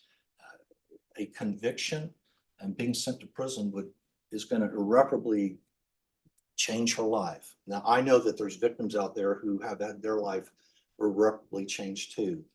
There's nothing we can do about that, but this is a young lady who's clearly on a positive path, and we'd like for her to stay there with the court's permission. State. Judge, the situation here is that they specifically targeted a mother and a young child. That child's been damaged for the rest of his life. He's gone through immense trauma. And the role that Ms. Johnson played here was an important one. She boxed them in. She's the reason why they could not get away. I understand that she's made a lot of progress after the fact, but in that moment, she could have made different choices. Choices is what she's gonna have to make going forward. It's something that the state feels that prison would be appropriate here. The victims feel that prison would be appropriate here. That's what we're asking for.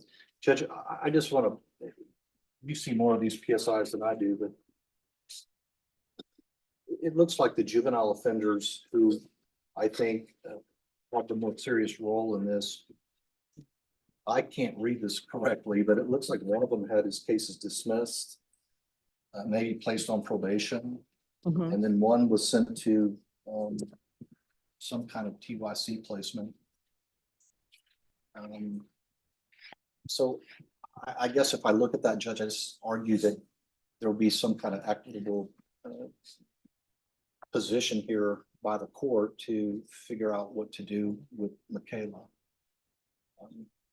Again, Judge, deferred adjudication on second-degree felony is quite a good thing. I mean, we all know what deferred adjudication is, but sometimes it doesn't mean a do diddly damn in court. Here, it makes a big difference because it gives her a chance to prove herself, and it gives the court a long leash to make sure that she's doing well. I don't know what else we could bring the court to show that she's remorseful, doing well at home, doing well on her conditions of bond. So again, we would ask that the court wisely place her on deferred adjudication. Understand that she's done 5 hard months in the Bexar County Jail. I think she spoke about her fear of the jail with Mark Harris in that letter. I think her mom made a good decision, and we're hoping that will sway the court in giving her a chance at a future without being another young Black female with a conviction on her. Here's the court's problem, and what I think people need to look at. Sometimes punishment, and all attorneys will tell you when we're in law school, they tell you about the purposes of sentencing. Sometimes the purpose of sentence is for rehabilitation. Sometimes it's just punishment. Sometimes it's protecting the community. There are a whole host of reasons. But your problem is sometimes when you've done something that is considered so horrendous, right? No matter the changes you've made, sometimes it's just a prison offense. There are a lot of people who do things that I'm sure if they could go back in time, they would have changed it. They would have said, I wouldn't have done it. But the boxing of someone in with your vehicle, and I read the PSI report and I read the stipulations. In the stipulations, the driver of the vehicle said, hey, my son is in the car. And that didn't give anybody pause. I would think that there are certain things that should give people pause. For example, if somebody holds somebody at gunpoint and they want to steal their vehicle, they would say, oh my gosh, shucks, I didn't know there was a child in this car. Let me pause. But they gave nobody pause. Everybody just still continued with what they were going to do. That's a problem for the court. So this is what the Judge, court, isn't the problem that she was, no matter what her role was, it was still gonna be something that was horrendous because it's a robbery. Yeah. So under, and I'm not trying to argue with the court, but Mhm. under that circumstance, then no one should be eligible for deferred adjudication. well, I mean, counsel, as you're aware, there are different types of robbery. And there are some robberies that don't involve a child. State? Your Honor, so right here, one thing I did notice in the letter for the psychiatrist, something that is Father Andrew, I've seen it somewhere in here, is that Ms. Johnson, she said she gave them a ride but did not know their intentions, but she played a role in boxing them in. She says that she had never had or handled a gun that night. When the police lit up her car, the boys threatened her if she didn't keep going. One of the boys threatened to shoot her if she stopped. Nowhere is that brought up in the report that she had mentioned that she had said that they had threatened her. So that's just something that is. Well, I don't think I mean, it's her feeling, so it's not gonna be in a police report. Right, But I can tell you that was her feeling on this. She did feel threatened by these two young juvenile offenders. But we're here today to take responsibility and not make excuses. So that's our answer to that, Judge. All right.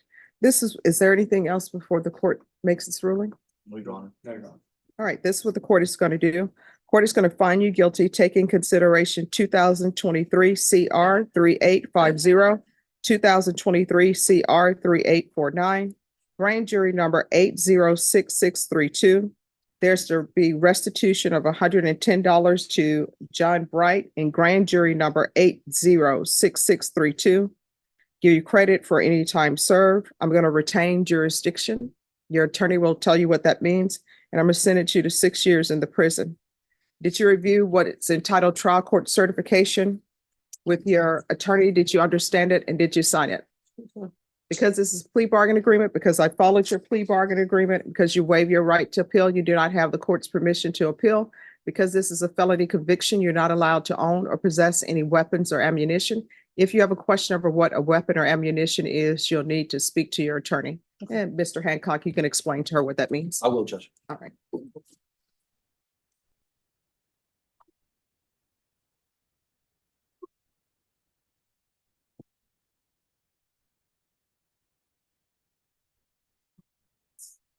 Okay.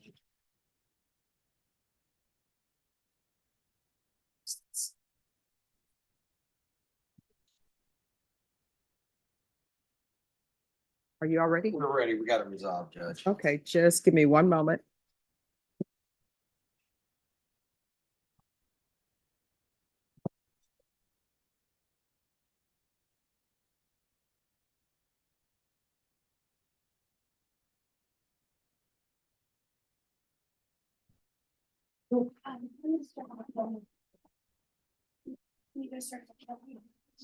All right, who's here on Christopher Lemire? Gary Track to the defendant.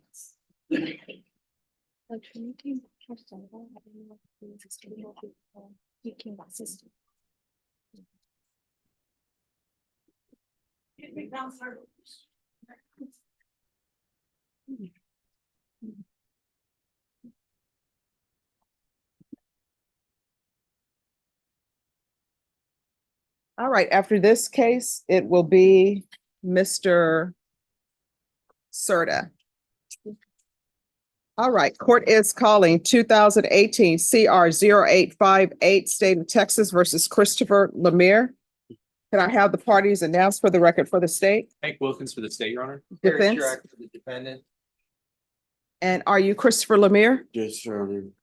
All right, I'm going to show you what's entitled Motion to Enter Adjudication of Guilty and Revoke Community Supervision. Did you review that with your attorney? Did you understand it? Yes. Are you the same Christopher Scott Lemire who was placed on deferred adjudication in 2018 CR 0858 for the offense of burglary of a habitation on May 13, 2019 for a term of 6 years? Is that you? State? Your Honor, do you have the supplemental motion? Let me see. Yes, and I'm also showing you the state's motion to supplement. The motion to enter adjudication of guilt and revoke community supervision. Did you review that document with your attorney as well? Did you understand it? Yes, Your Honor. All right, and counsel, the court was just tendered the supplement. Are you prepared to proceed? We are prepared, Your Honor. All right, state. Violated condition number 33 on or about the 17th day of November 2023 in Bexar County, Texas. The defendant, Christopher Scott Lemire, did then and there fail to comply with the rules, regulations, or instructions of the res care facility, in that the defendant threatened other residents and destroyed property in violation of condition number 33. How do you plead to that? True or not true? Your Honor, we waive the other violations alleged in the motion to enter. No objection, Your Honor. Did you understand by pleading true to violation of condition number 33, the court could find it true, grant the motion, sentence you up to 20 years in prison and up to a $10,000 fine? Sure. Knowing that, do you still wish to plead true to violation of condition 33? Court will find violation of condition number 33 true. Is there a proposed agreement? There is, Your Honor. We're asking that you deny the motion, continue the defendant on deferred adjudication, and we're asking that he attend the state ISF cognitive track program, Your Honor. All right, is this going to even work? Because respite care was intensive and that didn't work. I think the difference, Judge, from what I remember from the last hearing in September, when we had these questions for res care, are y'all going to make sure he does the GPS? Are y'all going to make sure he does these various things? And my recollection from that hearing is they're like, we'll do our best. That's not really up to us. I think state ISF is more structured. My understanding is that they are going to make sure he's complying with the requirements of his probation, Judge. And Judge, we've actually had issues with rest care. They've actually given him the wrong medication at times. In fact, this incident was a result of him being wrongly medicated. So I think his mother is also looking, once he gets out of IFSF, to get some other placements for him. And she's in the process of getting that done. I think he's got another year basically of probation left once he gets out. Probation? Yes. Could y'all please whisper? Yes. At this point, I think the recommendation would be for either state ISF or DDRF. He is not able to go back to the rest care facility.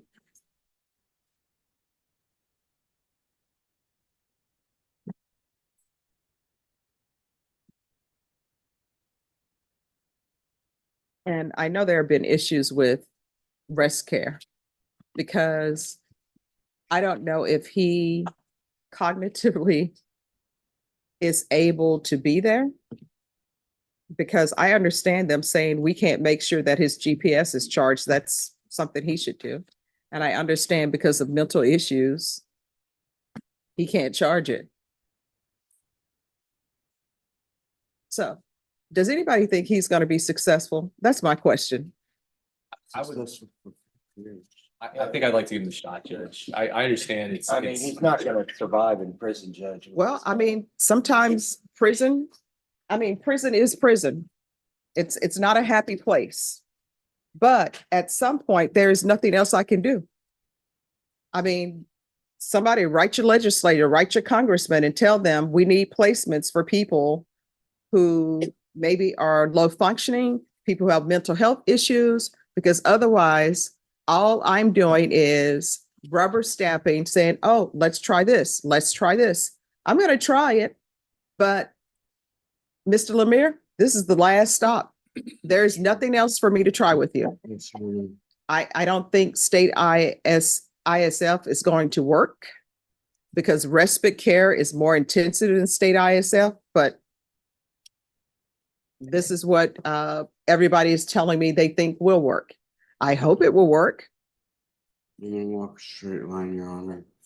No, well, Mr. Lemire, I understand you're telling me that, but that's what you told me last time. So last time they said they doubted that I would be able to do the AA sober support, and I've been doing better at that and sending it every day. They doubted that I would be able to do that, and I did it. All right. I understand the issues and the limitations that we have here in Bear County and elsewhere. I'm going to deny the motion, extend you for 1 year. Alternate amend conditions, we can do a referral to DDRF and also state ISF. Your Honor, I need one. Which one do you think is best probation, DDRF or state ISF? DDRF, All right. I think it's better. All right, so we're gonna alternate amend conditions to include DDRF. And hopefully they can address the issues that you have. You understand? Sure. All right, do you have any questions about anything? Does that mean I would be getting off probation in May of 2026? Whatever the extension is for the year, that will be 2026. So I had contacted my probation officer and I called her and twice, 2 or 3 times and she didn't answer, and I had left her voicemail like 2 weeks before the incident occurred, trying to tell her I was having a medication issue, and she never called me back or answered her phone. I wondered if maybe I could get a different probation officer. All right, so let's do this first. I'm gonna make a notation of that in your file, and I have made a notation of that. We're gonna see about placing you at DDRF. And hopefully they will make sure that you have the right medications, because I'm not a medical doctor. I can't put you on specific medications. And if there's an issue with DDRF, just let us know, okay? All right, All right, thank you. good luck. All right, are the parties here on CERTA? Yes, Your Honor.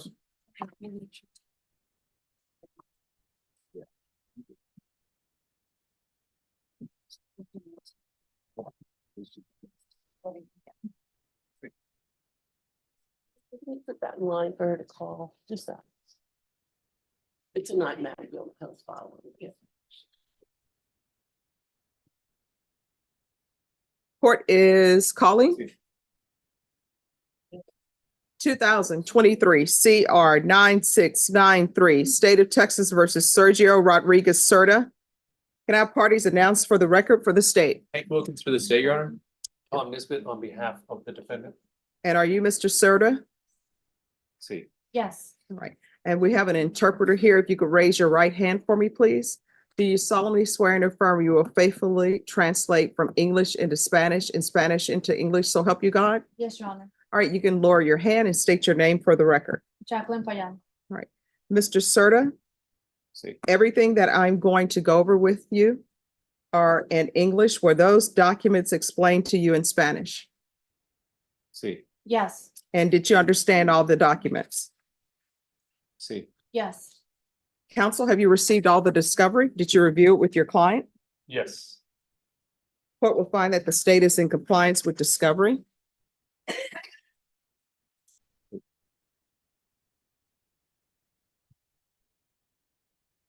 Mr. Serta, did you review the document entitled True Bill of Indictment with your attorney? Did you understand it? See. Yes.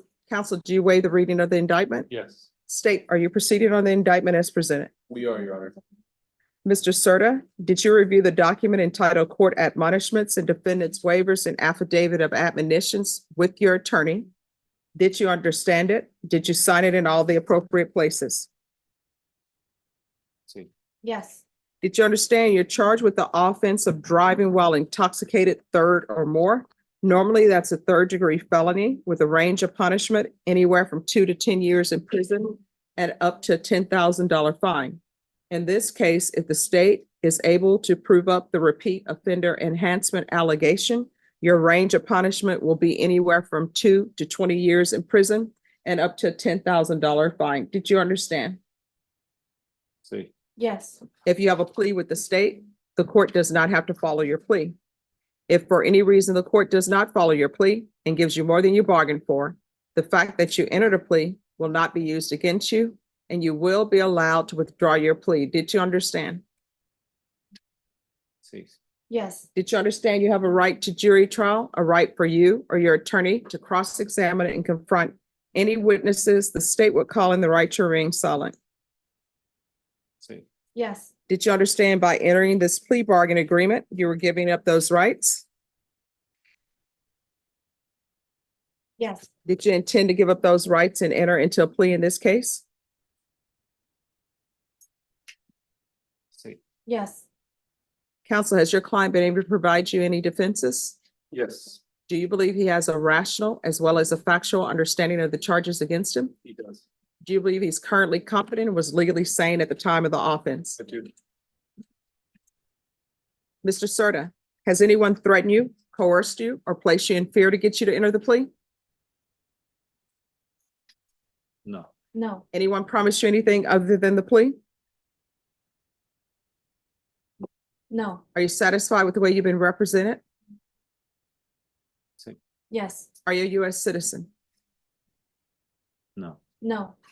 Counsel, have you provided your client with information about his immigration status and the impact this plea will have on his immigration status? Very much so, Judge. He has retained Roland Gutierrez's firm. He has an immigration lawyer there, Garcia. They have taken marital steps and positioned themselves for all the immigration consequences of the plea here today. All right, Mr. Serta, were you advised of the consequences of pleading no contest or guilty in the application of federal immigration law? No. No. No. No contest. No, I want you to listen to my question. Did you speak with an immigration attorney about your criminal case? See. Yes. Did that immigration attorney discuss with you the impact this plea would have on your immigration status? See. Yes. Did that conversation include the fact that you may be deported, denied naturalization, and not allowed to re-enter the United States? See. Yes. Do you understand the impact a plea in this case will have on your immigration status? See. Yes. And have you retained an immigration attorney to discuss with you the impact a plea in this case will have on your immigration status? See. Yes. Court will find that defendant has knowingly and voluntarily waived his right to jury trial. Did you review the plea bargain page with your attorney? Did you understand it? See. Yes. According to the plea, you're to agree that you've been previously convicted of a felony. That punishment is to be assessed at 4 years in the prison. There's a $1,500 fine. There are no applications. There's restitution to Robert Ortega. And if you do not show up for sentencing, your plea in this case will stand. If the court finds there is sufficient evidence to find you guilty, that will stand, and you will be subject to the full range of punishment, which is up to 20 years in the prison. Did you understand that to be the plea? See. Yes. Defense, is that the plea? Yes, Judge. State, is that the plea? Yes, Your Honor. Did you review the waiver of appeal paragraph with your attorney? Did you understand it? And did you sign it in both places? Yes. Did you understand by signing that you're waiving your right to appeal? The only items that can be appealed are written pretrial motions that have been filed, heard, and ruled upon by the court. Did you understand? Yes. Counsel, have there been any such motions? Okay. Then to the offenses charged, how do you plead? Guilty, not guilty, or no contest? Oh. Guilty. And to the enhancement paragraph, how do you plead? True or not true?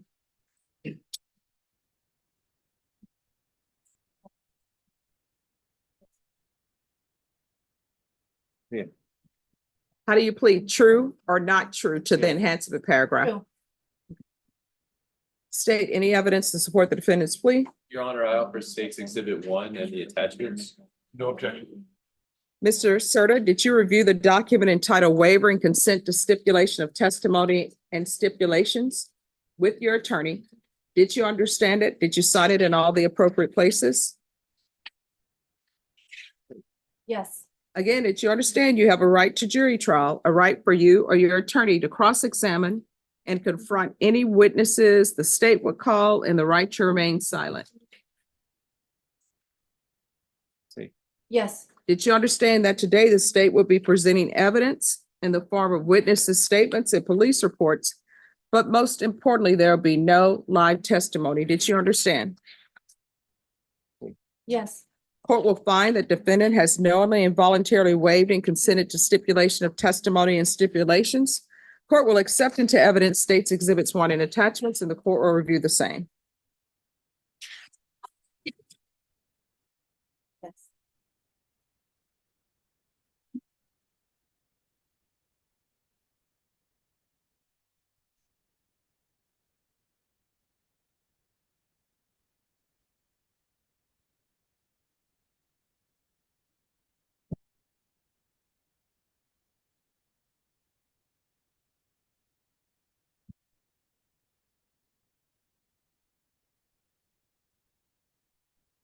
All right, after reviewing states exhibits 1 and attachments, the court will find there is sufficient evidence to find you guilty, and the court will find you guilty. The court will find the enhancement true based upon your plea of true and based upon states exhibits 1 and attachments. So how much time are you all asking for? Judge, we would ask for a month if possible. His family is here, his wife, all his children, extended family members, they come to every court setting. He is on a leg monitor the entire time he's been on bond. You have had no issues through the pretrial supervision services. We would ask for a month. All right, Mr. Serta, I'm calling you back for a sentence. You can either come back on February 12th or February 20th.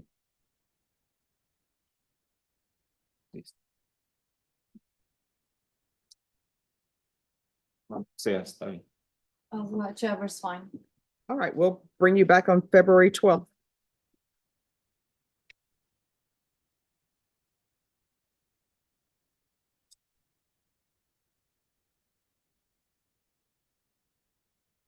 I'm going to give you the reset form and you'll need to be here at 9 a.m. Yes, Judge. All right, thank you.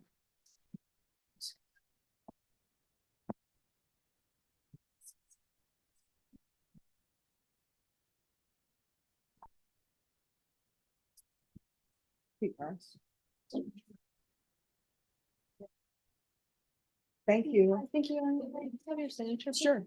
Or if you'll come around. I think it could be. Okay. Thank you. Sorry, because I couldn't. Thank you. Thank you.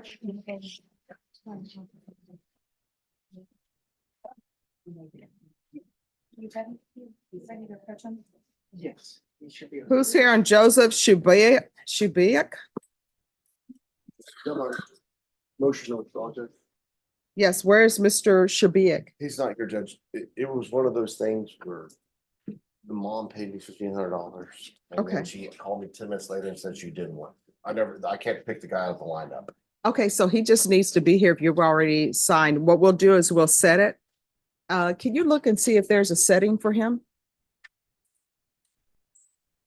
Like I said, I had to withdraw money and nothing. No, I understand. So we'll set it, make sure he's here, and then, I will sign off on it. Okay. But I like for people to know what's going on. Who knows? He may show up and say, here's $50,000. Take my case. And we'll see if we have a setting. If not, we'll put one in it. And No, I did not. all right. So what we'll do is we'll give him the 14 days.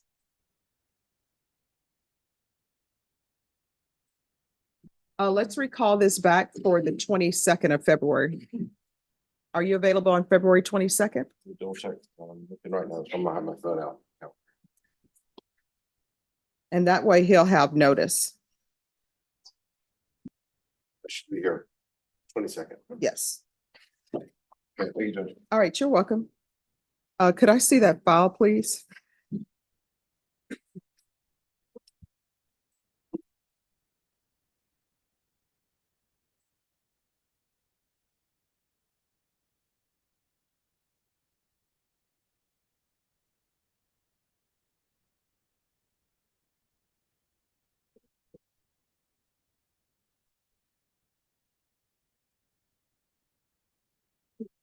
George Santabanez. He should be on Zoom, Gunner. He was recalled from yesterday. If I could have just a moment, I have some documents that I want to.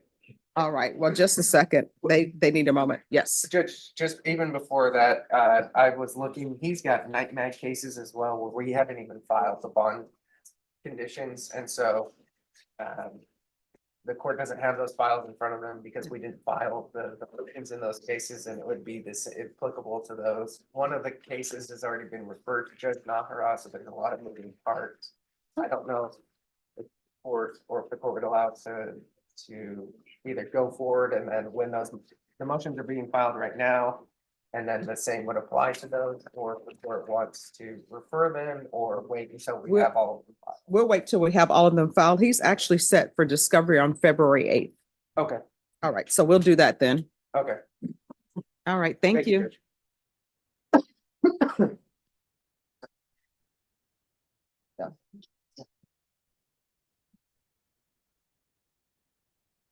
Who's here on Vanessa Rosano?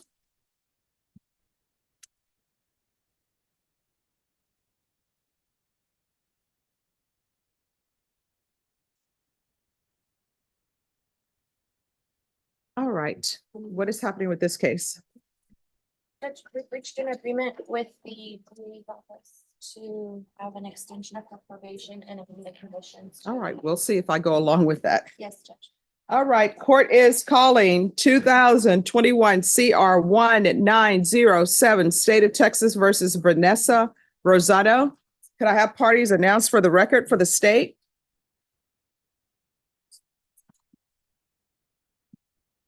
Your Honor. For the defense? Monica Corolla? Are you Miss Rosano? Yes, ma'am. Going to show you what's entitled Motion to Enter Adjudication of Guilt and Revoke Community Supervision, and state's motion to supplement pending motion to enter adjudication of guilt and revoke community supervision. Did you review this document Yes, ma'am. with your attorney? Did you understand it? Yes, ma'am. All right. Are you the same Vanessa Rosano who was placed on deferred adjudication in 2021 CR 1907 for the offense of theft of aluminum, bronze, copper, brass on March 1st, 2022 for a period of 2 years? Is that you?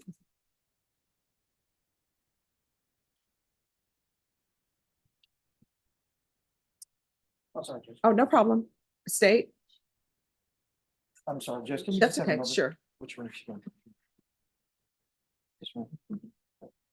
Violated condition number 2 on or about the 31st day of October 2022 in Bear County, Texas. The defendant Vanessa Rosano did then and there legally use a controlled substance, namely methamphetamine, in violation of condition number 2. How do you plead to that? True or not true? And Your Honor, we waive the remaining violated conditions. Did you understand by pleading true to violation of condition number 2, the court could find it true, grant the motion, find you guilty, sentence you up to 2 years in the state jail facility and up to a $10,000 fine? Knowing that, do you still wish to plead true to violation of condition number 2?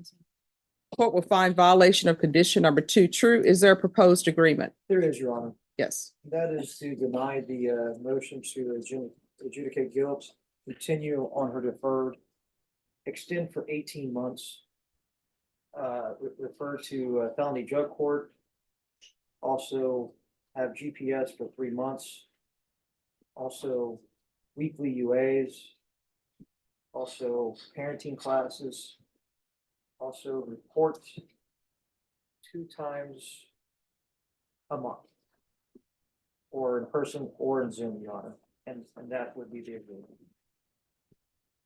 All right. Are you asking the court to follow that agreement? I am, Your Honor. Are you asking the court to follow that agreement? The fact that the state is asking so much of you and probation is asking so much of you tells me you've done nothing. So I'm going to give you a choice because I don't know if you're going to be successful or not, but it appears that you have done nothing. And I'm looking at the docket sheet. And at the docket sheet, at first, this was supposed to be a pretrial diversion. And all you had to do was pay $547 for that to be done. And then we've had a motion that has been filed before and that has been withdrawn. And now we're back here. So here's your choice.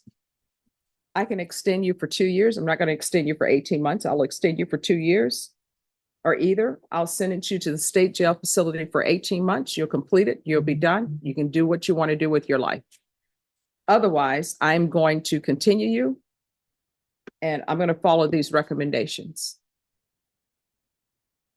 And my choices, what was the previous? 18 months in the state jail facility, or either you're going to be extended for 2 years. There'll be a referral to felony drug court. You're going to remain in custody till felony drug court accepts you. If felony drug court does not accept you, you're going to safety.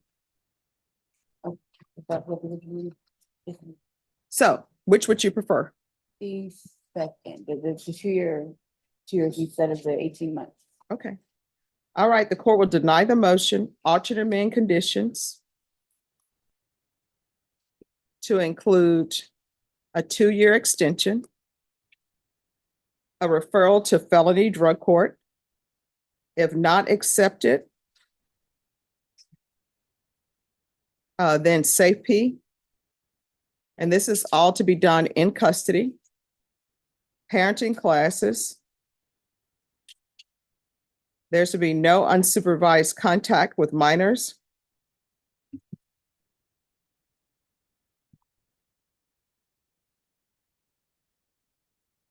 There is to be partial GPS for employment only. No employment as a home healthcare provider or with minors. The UA hotline until further notice. And field visits 1 time per month for 3 months. And then at probation's discretion.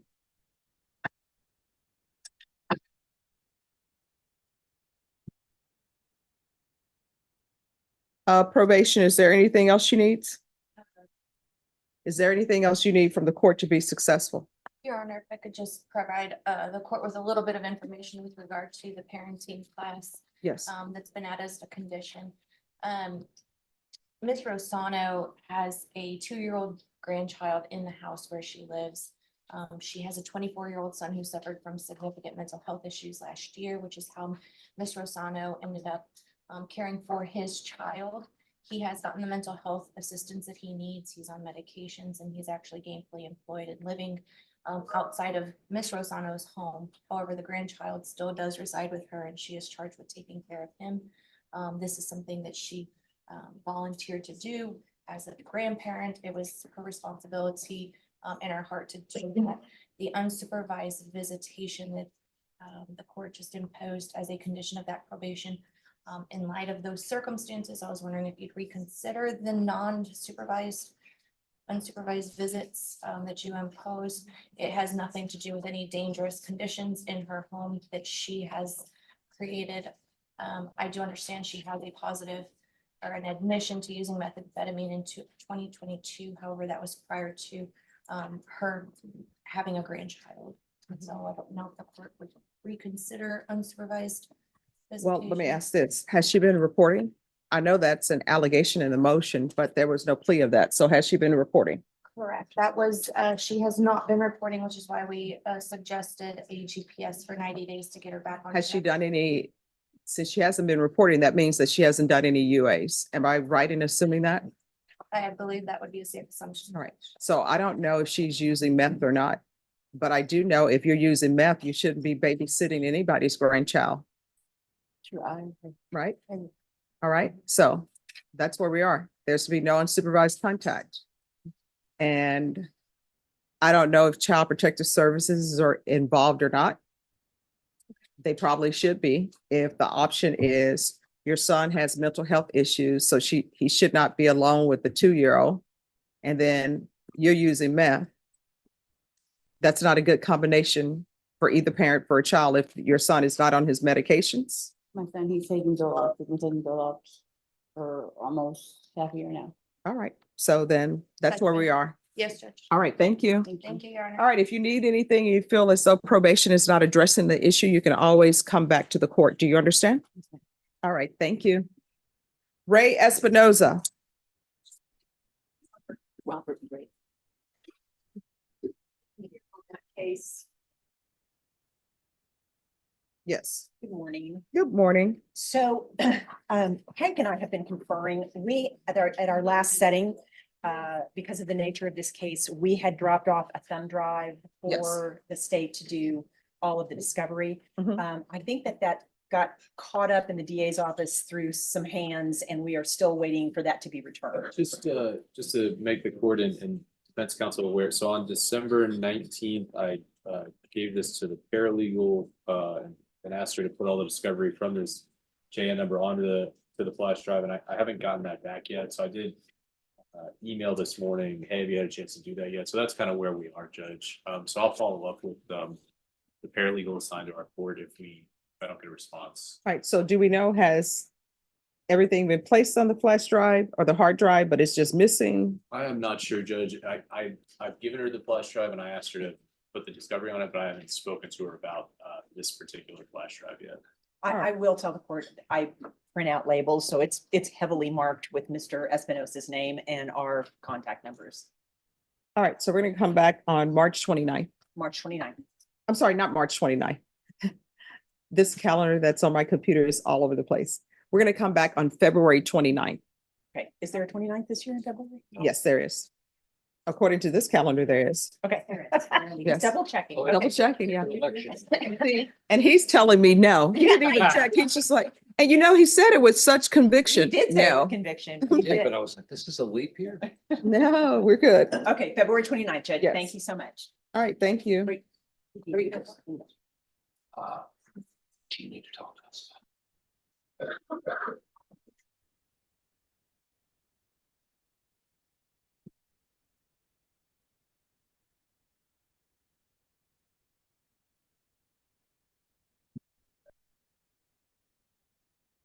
All right, after this next case, then I'll take up the warrants that have been sent to me.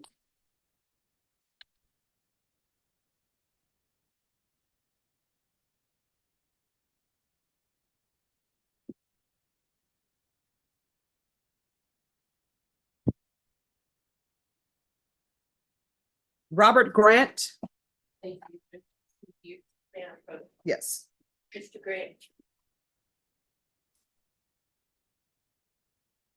Good Hello. morning. All right, what is happening with this case? I've conferred with Daniel and given him some evidence that he wants to follow up on. And can we get a 1-week reset? It's for possible dismissal. All right, so we're gonna come back then on February 8th. Yes, Judge. All right, I'll give you a reset form and then you are excused, and of course, defense, if the state decides to dismiss this case before that time, then your client may not need to show, but for now, you're going to be back in court on February 8th. Do you understand? Yes, ma'am. And can I check my calendar just to be sure? Okay.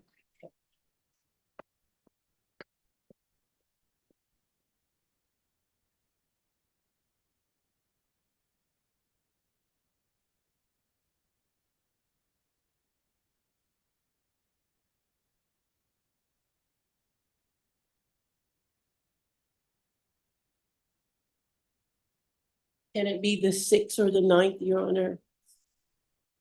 6th, All right, preferably the 6th. all right, I'll put you down for February 6th. Thank you. You're welcome. All right, once you sign the reset form, you are excused. Thank you. You're welcome. But you keep looking. Yes.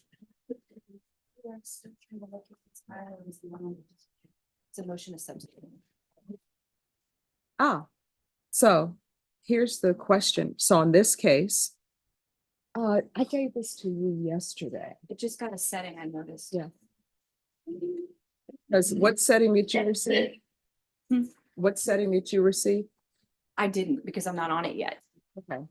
So can you pull up the setting date? I think it's the 20th of February. 2024. All right. So if you want to substitute, you can, but you said 20 what? February 20. All right. So you'll need to be ready for trial on that day if you want to substitute. Okay, as soon as the order's signed, I believe I'll be able to access e-discovery once it's in the system. All right. And that's why I wanted you here to let you know it is scheduled for jury trial. Okay. Okay.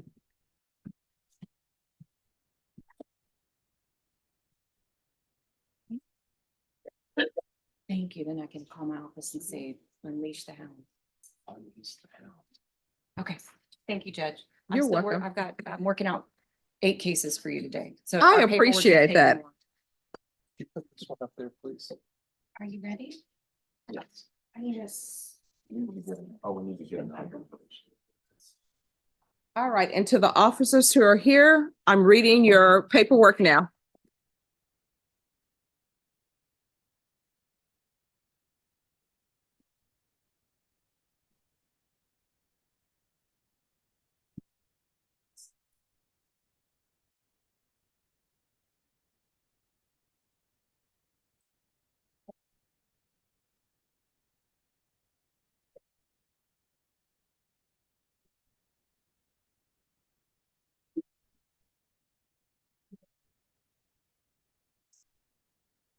Meredith, you're good. Okay, it's over. Style.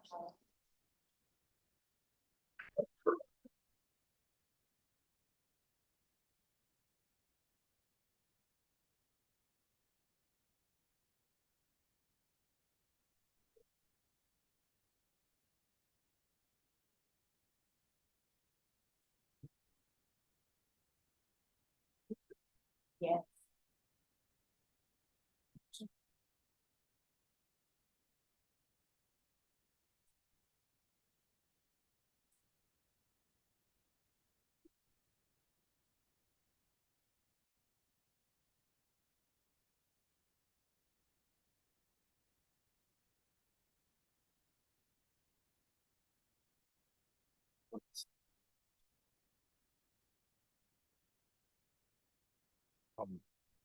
You need to tell her what the situation is.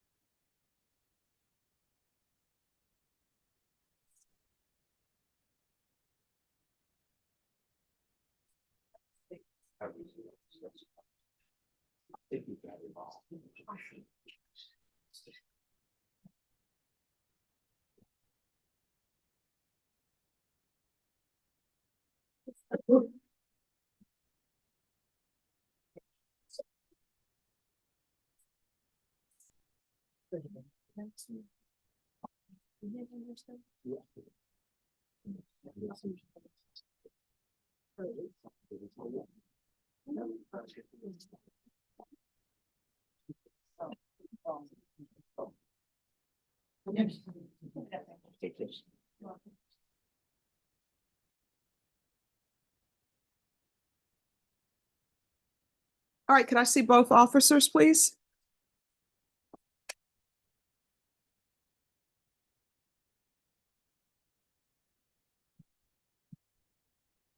Oh, if you come around this way. Go to the middle.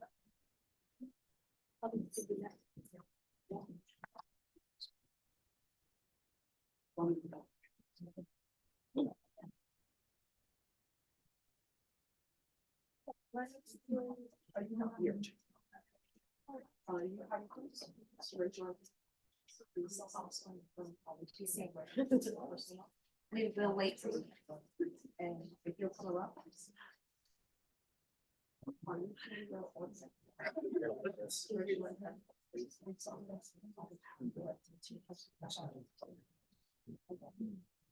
What y'all sign, just hand it back to me.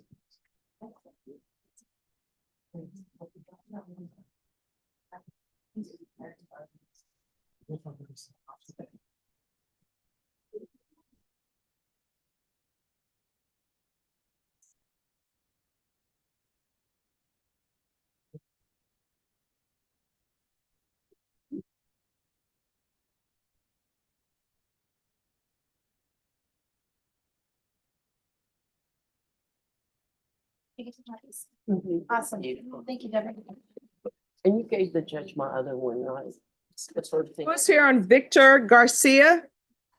It was a B page. Yes.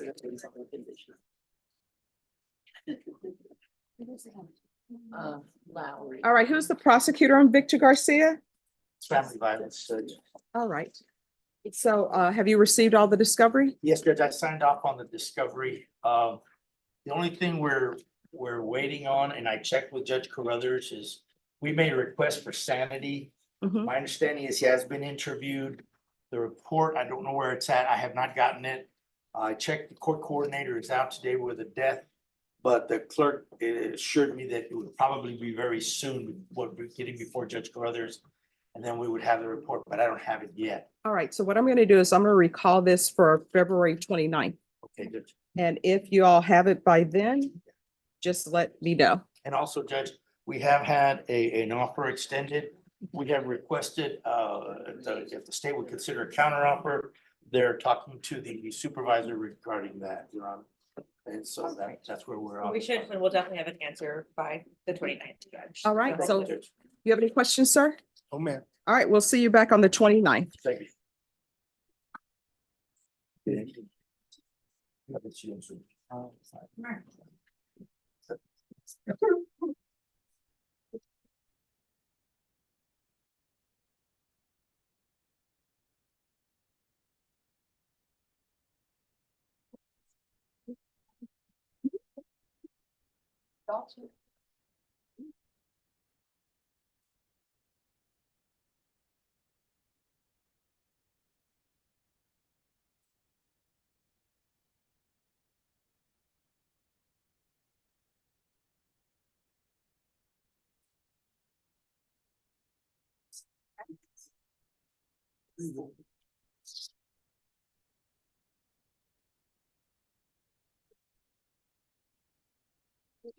Yeah.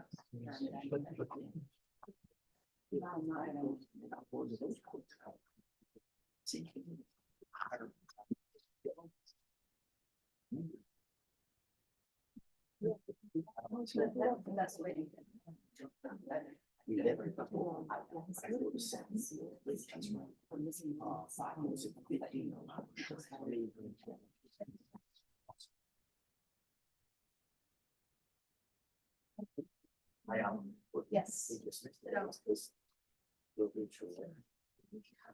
Oh, yeah, it's just, I thought it was.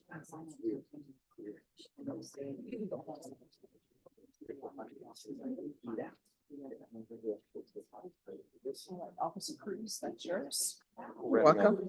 CL. Did you put it up there? Thank you. You also have Thur. Yeah. Bringing them out. Can you put Herd up there too?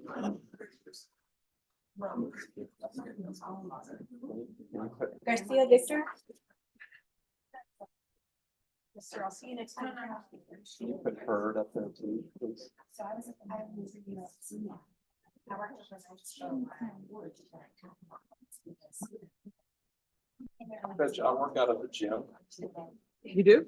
I do, at the YMCA, and there's a friend I have that works at the gym. And he's watching the YouTube. He's what? He watches the YouTube. Oh, okay. He loves your YouTube. He says, will you tell Rich that I love her YouTube? Oh. He likes to be able to watch the YouTube. Oh. And he likes you personally. Oh, what's his name? I know him as Joe. I can't remember his last All right. Well, tell him thank you. Tell him I'm hoping name. that Monroe Herd up there. it educates people and people know exactly what we do and know, what the legal system is. Probably watching this right now. This every. Oh. It was for a status, and they tell me they've got it. So he's still awaiting. All right, we'll make sure I'll get signed. Thank you so much. You're welcome. Monroe Herd. Oh, yes, we are. And they tell me they have him in the back. Who's here for Miss CL Solis? That's fine, Your Honor. He's here. Yes, please.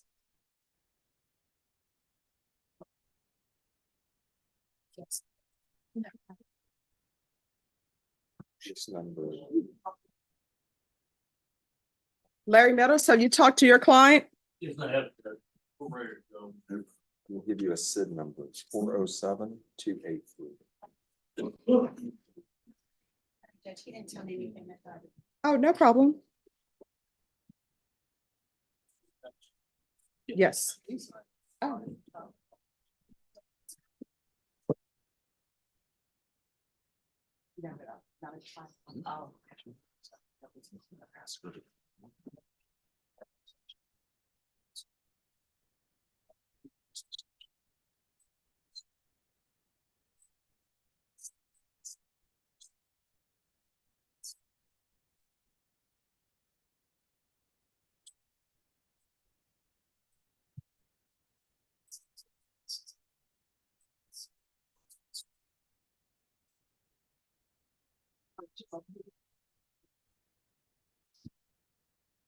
All right. So where are we on this case? Judge, we were here on January the 18th, and ECL entered pleas of true to some of the allegations in the Yes, 1, 2, 5. and some were waived. Yes. So the only one he pled true to is 1, 2, and 5. Right, and we were asking the court to place them in a state ISF. And I believe there was some notation by probation that they would like to amend and extend and place them in the state ISF. However, the court had a question about these other waived allegations in the MTR about what the status of those were. And we wanted the status update on that. That's why I believe we're here. Yes. So what is the status? Your Honor, so we're asking for the 3 years on the MTR, 3 years in the prison. We are not ready on the drug cases yet. The labs have not come back on those cases yet. We would like to proceed on those when we do get the labs back. Because it is a 4 to 200 possession with intent. So when are the labs coming back? I can check with the intake attorney on that, Judge. Because what I have in my notes is that he pled true, and the state was to obtain the labs at the end of the month. And then the court would make a decision. And one of the things I think you heard, Your Honor, is that because there's pending cases, he's not presently eligible for the state ISF. So we're kind of in a catch-22. So this is what I'm going to do. I'm going to recall this. And we'll recall it for February 29th.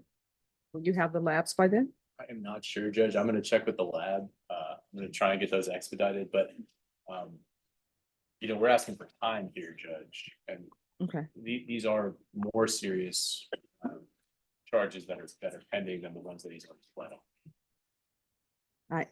I understand the court's position, but if I were to sentence him to time, he's just going to be sitting at the jail because we have these other pending cases. And I really don't know. Defense, I believe you want him to be continued in ISF. I can't intelligently and knowingly make a decision on whether he should be extended, whether he should go to prison until I know what the other cases are. I don't even know the amount of drugs that's being alleged in the other case, if it's intent to deliver or is it regular possession, what the drug is. So once I have that information, I'll be able to make a decision on the motion to revoke. Yeah, I think that's what you were letting us know back at the last setting as well. I mean, because not knowing anything, I could say, oh, 3 years. Right. Then we'll wait for the other cases. But I don't think anyone wants me to make a decision without having information. And he's been in custody now over 100 days. So. All right, so we'll come back on February 29th. Hopefully we'll have the labs. If for some reason, the request for the labs is going to be extended, if they say they're backlogged and it'll be 6 months, then of course I'll have to make a decision with the information I have. Yes, ma'am. I'll send an email right now. All right, is there anything else? No, ma'am. All right, so we'll be back on February 29th. All right. Judge, I've got another case where Oh, just 1 second. You can have a seat. Monroe Thur. Bringing it up. Oh, they don't have it yet. Okay. No. All right, then you have. Oh. And everyone, the court is recessing at noon, and anybody whose case is not taken care of, you are probably going to be called back on a day that is not convenient for you, not purposely, but The court's docket is the court's docket. There you go. Thank you. Oh, okay. Good. Mr. Hurd? Monroe Hurd.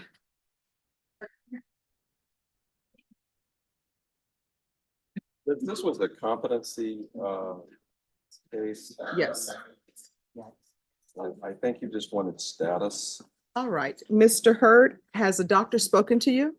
Yes, ma'am. All right. Judge, we're set in the magistrate court on February the 14th. All right. So I'll put this one on February 29th as well. And counsel, when you come on the 29th, just give the court an update. Okay. All right. We'll see you back on the 29th. Okay. All right. Thank you. Wait, Miss Seth, oh, Miss Seth also? Miss Science, yes. Yeah.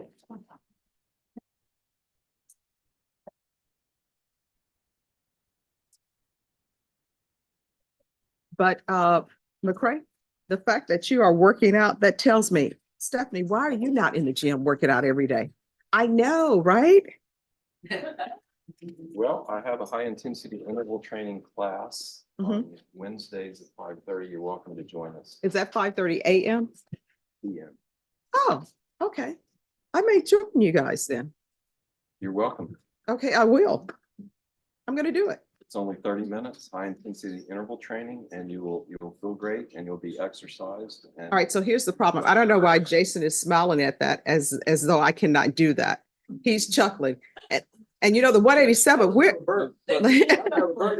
going to challenge Jason to join us as well. Thank you. And I'm telling you, the 187th, as a group, the 187th collective, we are doing a 5K.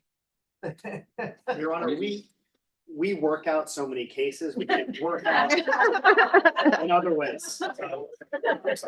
Okay, but yeah, so if you want. You need to be trained for that 5K. And so if you ordered your team here who is working the cases out to come to the. But here's the thing, this is what we want to do. Be ready. We want to do it cold turkey and to see if we can actually survive a zombie apocalypse. You need a baseline so you can. Judge, you got to get them trained. Get them trained. All right, we're gonna train up.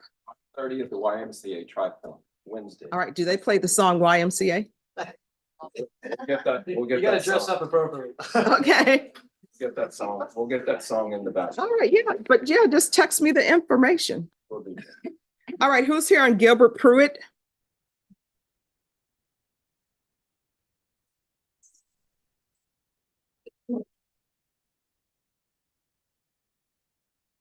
No. All right, this is a PSI, correct? Yes, Your Honor. All right, court is calling 2023 CR 5231, State of Texas versus Gilbert Pruitt. Could I have parties announced for the record for the state? Hank Wilkins for the state. Defense? Laura Meadows for defendant. Are you Gilbert Pruitt? Yes, ma'am. You entered a plea on December 4th of no contest. According to the plea bargaining agreement, the punishment is to be assessed at a cap of 10 years, and the prison in the state is opposing your application. Have both parties had a chance to review the PSI report? Yeah, I have. Yes, Your Honor. Any objections to the PSI report? No, Your Honor. No objection. All right. State, do you have any witnesses? No, Your Honor. Defense, any witnesses? Yes. All right, who would you call? Gilbert Pruitt. All right, Mr. Pruitt, if you can raise your right hand for me, please. Do you solemnly swear or affirm the testimony you give will be the truth, and nothing but the truth, so help you God? All right, you can lower your hand, state your name for the record. Gilbert Pruitt. All right, defense? Okay. Mr. Pruitt, you have applied for probation in this case, correct? Yes. Why do you think you'll be a good candidate for probation? Well, my time here at Bear County this time around, I mean, I'm 42 years old, and it's really getting childish now, you know. I have to grow up and be responsible, and, you know, I'm a granddad now, so I gotta lead by example. I should have done this a long time ago, but, you know, I gotta start somewhere, you know, and since I've been incarcerated, this year here has showed me a lot that I know I can do it, but with help. You know, I've always tried to do it on myself, obviously it don't turn out right, you know. Have you, talking about the help, what help do you need, do you believe? Well, I believe, really any kind of help that help me out, you know. Have you ever had, substance abuse treatment in a facility? Yeah. Have you had any mental health? I was, when I was on parole, at the Center for Healthcare Services, but, that was it, that, once I finished parole, I came over back. And I didn't, exceed, help after that. I tried to do it on my own. So do you think treatment, both substance abuse and mental health treatment would help you? Oh, I believe it. Would you be an active participant in those treatment programs? I sure would. Yes, sir. Now, you have given me quite a few certificates that you've earned at the jail. Can you tell the judge which courses you completed and what you learned in those courses? Yes, sir. My first certificate would be, traumatic stress and resilience 1 and 2. That course there, I graduated that course. It's to, all the traumatic events that I've had or people have had, but it's really to like ourselves, you know, because we all have different traumatic experiences. And I've learned, that, you know, it don't hurt to ask for help when you're in a situation. A second, certificate that I achieved is, I believe, would be, maintenance program. I graduated that, and I was top of my, class, and, so now, and it's good to say, you know, since I graduated that class, that I have, Captain Motain, which is a captain in the jail. I'm his trustee there, and I help him in his South Tower area. You know, paint and do the flooring, the tile on the 5th floor. And I help the instructor with the new guys that get nominated to be in that class. I help guide them in learning the tools and everything that's needed. And then, I'm in GD class. I graduated art class, and so the teacher there, Ms. Bozick, she got it approved to where it was me and some other guy, but the other guy, I don't know where that guy's at now, but the chief approved her to do murals and inspirational quotes in the jailhouse. And that's up in the air right now until further notice. But I've accomplished a lot, you know, this year that I've been locked up, and it's really rising me up. Like, you know, I know I can do it, but with help, it'll be that much better. Okay. Now, if you were to be released on probation at some point, do you have any outlook for a job, for employment? Yes, sir. Matter of fact, I have my sister, Arabella, and she and her husband have a business in remodeling and leveling houses.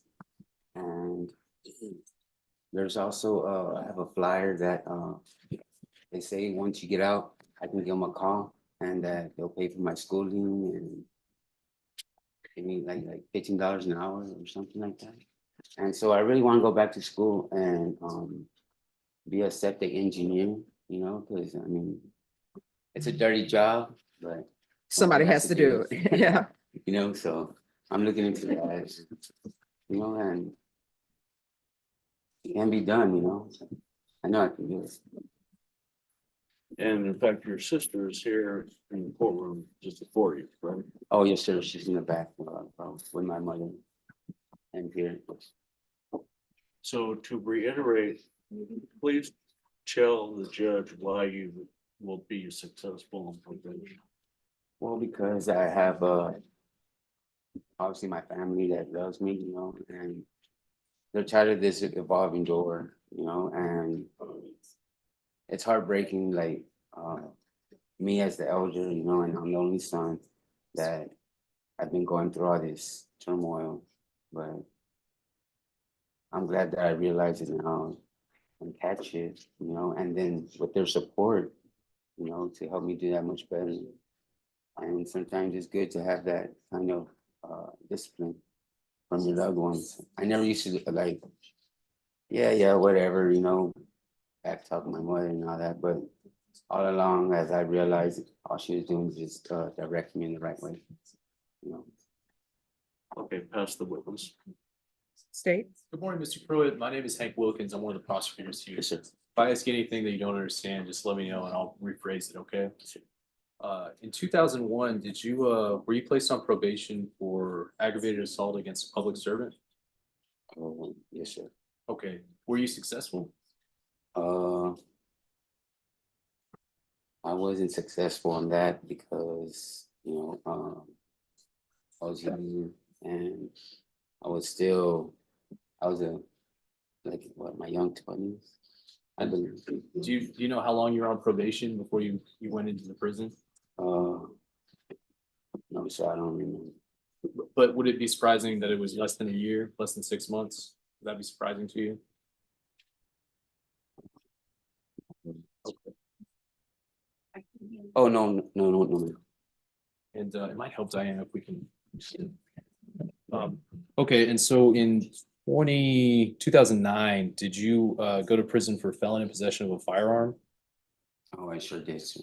And let's see, and that was also for possession of a controlled substance, right? And then you did state jail in 2015 for fraudulent use and possession, right? Yes, sir. Okay. So can you tell the court, why is this time going to be different? You've had this opportunity on probation before, but that didn't work for you. So why do you think this time's going to be different? Well, this time it will be different because I'm of age now and, you know, I'm not in the streets as like I used to be. You know, that's where I was at, you know, that's where I called home. And, you know, my mother didn't raise me in the streets, but I never had that father figure in my life to, you know, I had to figure it out myself. And now that I'm of age, you know, I'm 42, I'm only getting older, and I see a lot of old people just keep coming back and back, and I don't want to be one of those. I have to break this cycle, you know. And so, in order to break this cycle, I have to just do what's right. And if I do everything right with help, everything will come out right. So you got arrested for this offense in March of 2023, right? Yes, sir. And stole a car, right? I didn't steal. Okay, but was it your car that you were driving? No. And when the police tried to pull you over, did you pull over right away? Yes, sir. And then once you got out of the car, you got out of the car and ran from them, right?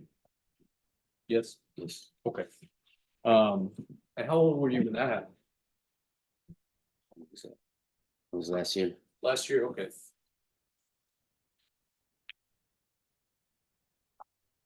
So did you go over this tap evaluation with your attorney? Okay. On page 7 here, this paragraph, I guess to me, it sounds like you're not really taking responsibility for your actions. Or you feel like you're taking responsibility for your actions? I have to take responsibility for my actions. Okay. No more questions, Your Honor. All right, any further questions? No further questions. Any further witnesses? No further witnesses. Just talking. All right. So, Mr. Pruitt, what I can tell you is I read the PSI report and I understand what you're saying and I've internalized what you're saying. And I know that people get to a point in their life where they're just tired, right? Tired of going to prison, tired of this lifestyle. But the problem is you're habitual. Your criminal history is not good.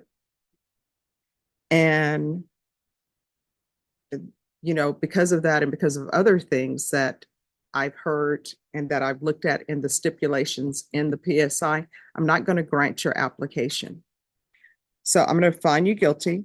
I'm going to ask that you be placed in the therapeutic community, the mental health community at the prison. I'm going to sentence you to 5 years in the prison, give you credit for any time served. I'm going to take in consideration 2023 CR 9387.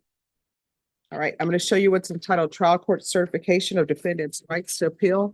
Did you review that with your attorney? Did you understand it? And did you sign it?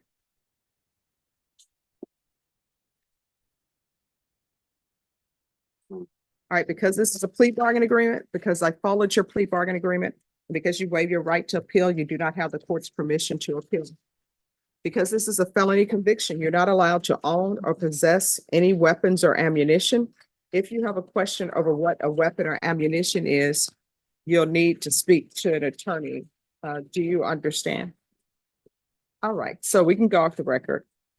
Here's the thing. I understand that there are issues in everybody's life. Nobody has a perfect life. Everybody has some trauma in their life. But when you go forth in the world, you got to go forth and try to do the best that you can in life and try not to inflict trauma on other people. And sometimes that trauma is stealing somebody's property, right? When you take somebody's car, that's trauma on them, because guess what? They paid for that car. They probably struggled to pay the note, struggled to pay the insurance. And 9 times out of 10, when you finish paying off a vehicle, that's when you start having problems with it. But they work hard for that. That day when you were driving, the Eagle helicopters coming out and you're racing, trying to avoid the police, guess what? Everybody that you passed probably had to clutch their heart because, oh my gosh, I almost got hit, right? That's trauma for them. The garbage truck that you ended up parking in between to Brian, the garbage people who are working, they just trying to get their day in, pick up the garbage and go on their day. They probably had trauma from that. And then when you hopped out of the passenger vehicle and took off running, I'm sure there were other people probably with their children just enjoying their day. Oh my gosh, something's going on. So everybody experiences trauma in their life. It's just the way that you handle it. And I know that my sending you to prison, that's trauma for you, right? Because you want to be with your family.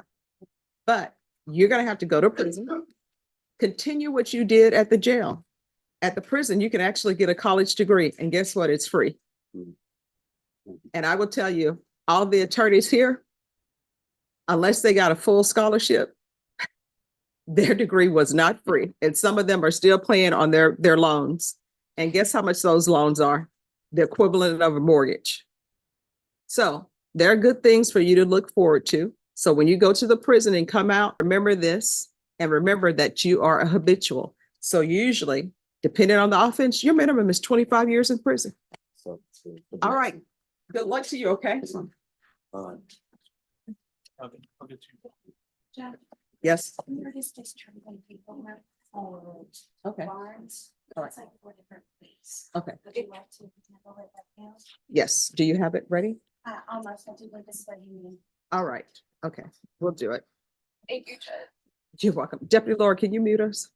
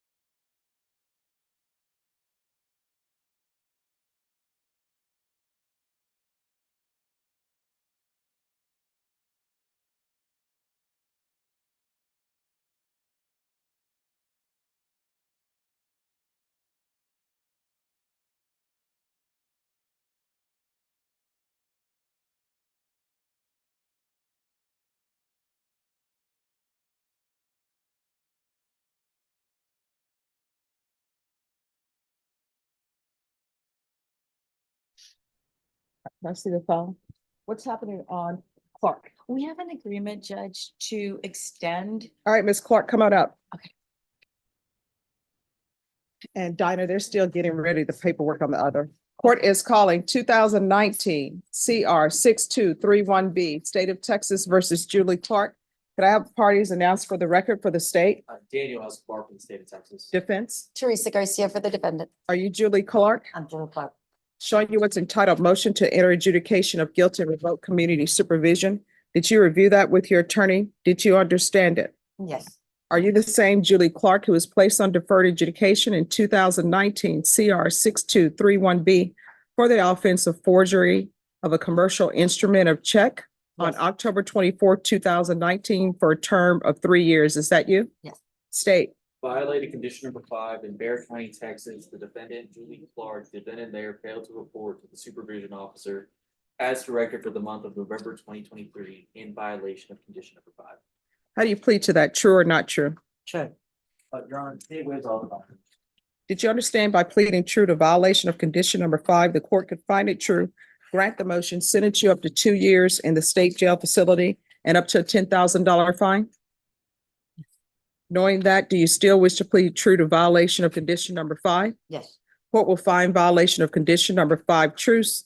Defense, any objections to the state's waivers? No. All right. Is there a proposed agreement?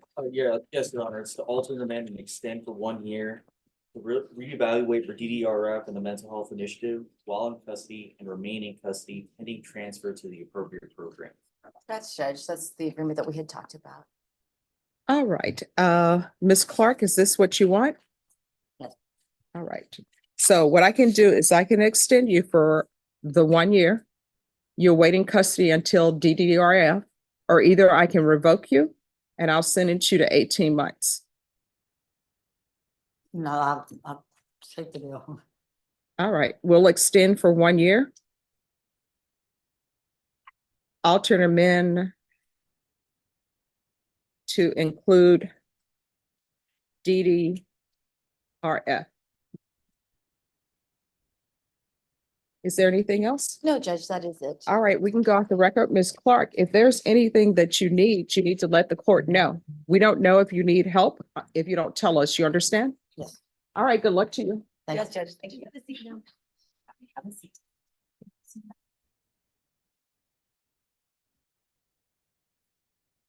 So whenever you're ready with the paperwork, we'll proceed.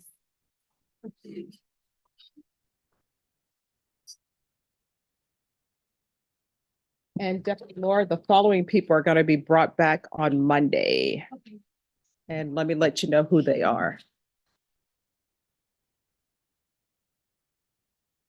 And that's the 5th. So it will be from page 30. Raymond Foose, Frank Sanchez, Virgilio Balsadua, Jacob Cavazos on the next page, Mark Ivy, let me see about that because he's still in federal custody. Yates will be for tomorrow. I'm sorry, the 5th. Orlando Aldino, the 5th. Daniel Hernandez, just remain seated. We're going to give you a reset form. You're going to have to be back here on February 5th. Your attorney did not appear. On the next page, Paul Cantu will be for February 5th. Gus Gallegos, that will also be February 5th. And Johnny Limon, the attorney will have to place that back on the docket himself.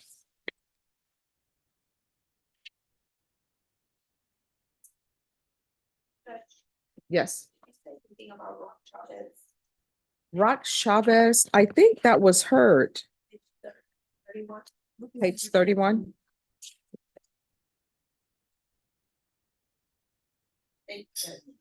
All right, thank you. Yes, March 18th. This part.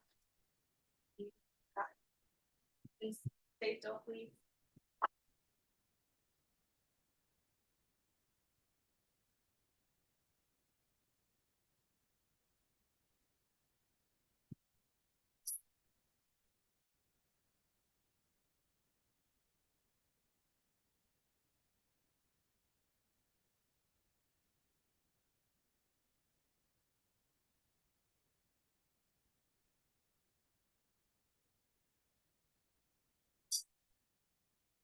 All right, Daniel Hernandez. Deputy Laura, if you can give him this, and if you could put a file on Daniel Hernandez for me.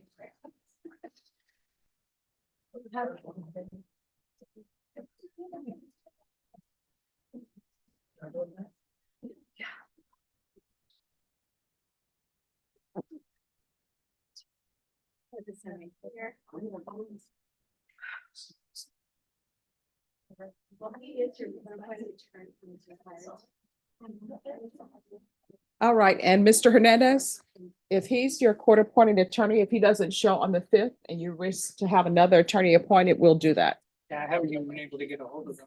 All right, so when you come back on the fifth, we're gonna make sure we take care of that, all right? Thank you. You're welcome.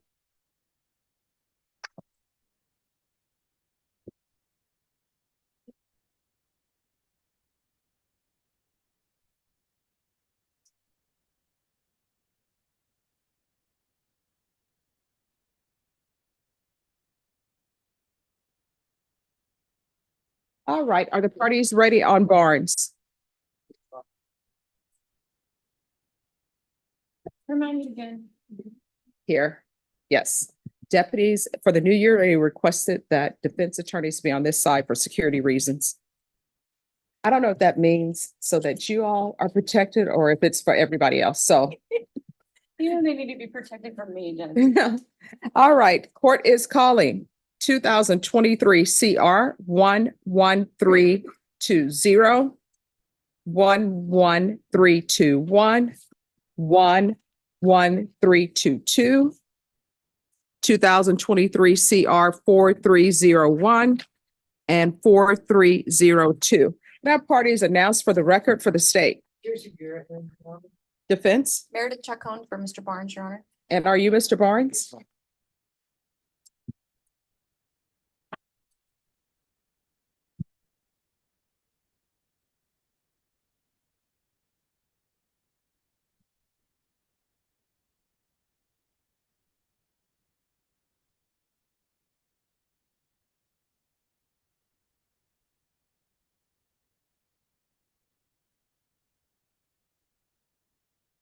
Counsel, in each of the cause numbers, have you received all of the discovery and did you review it with your client? Yes. In each of the cause numbers, the court will find that the scope is in compliance with discovery.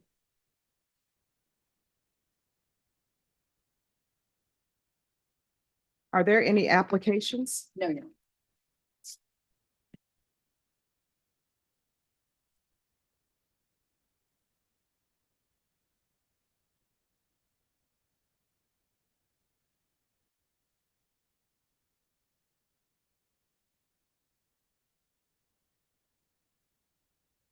Mr. Barnes, in each of the cause numbers, did you review the documents entitled True Bill of Indictment with your attorney? Did you understand them? State, are you proceeding on the indictment as presented and cause number ending in 11320? That has an enhancement allegation. 11320, yes, Your Honor, we're proceeding with a repeater that would make that a state jail, repeater, which is a third degree.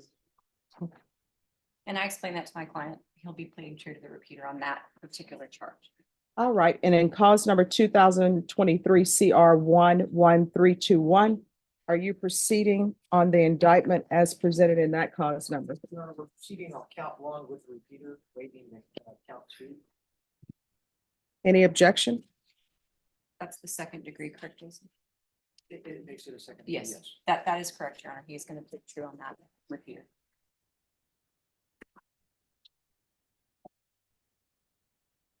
And cause number ended in 11322, are you proceeding on the indictment as presented? No, Your Honor, we're good. Yes, but we are proceeding on count 1, 2, and 3. And that keeps that at a first degree count. And I've gone over that with my client. That is working.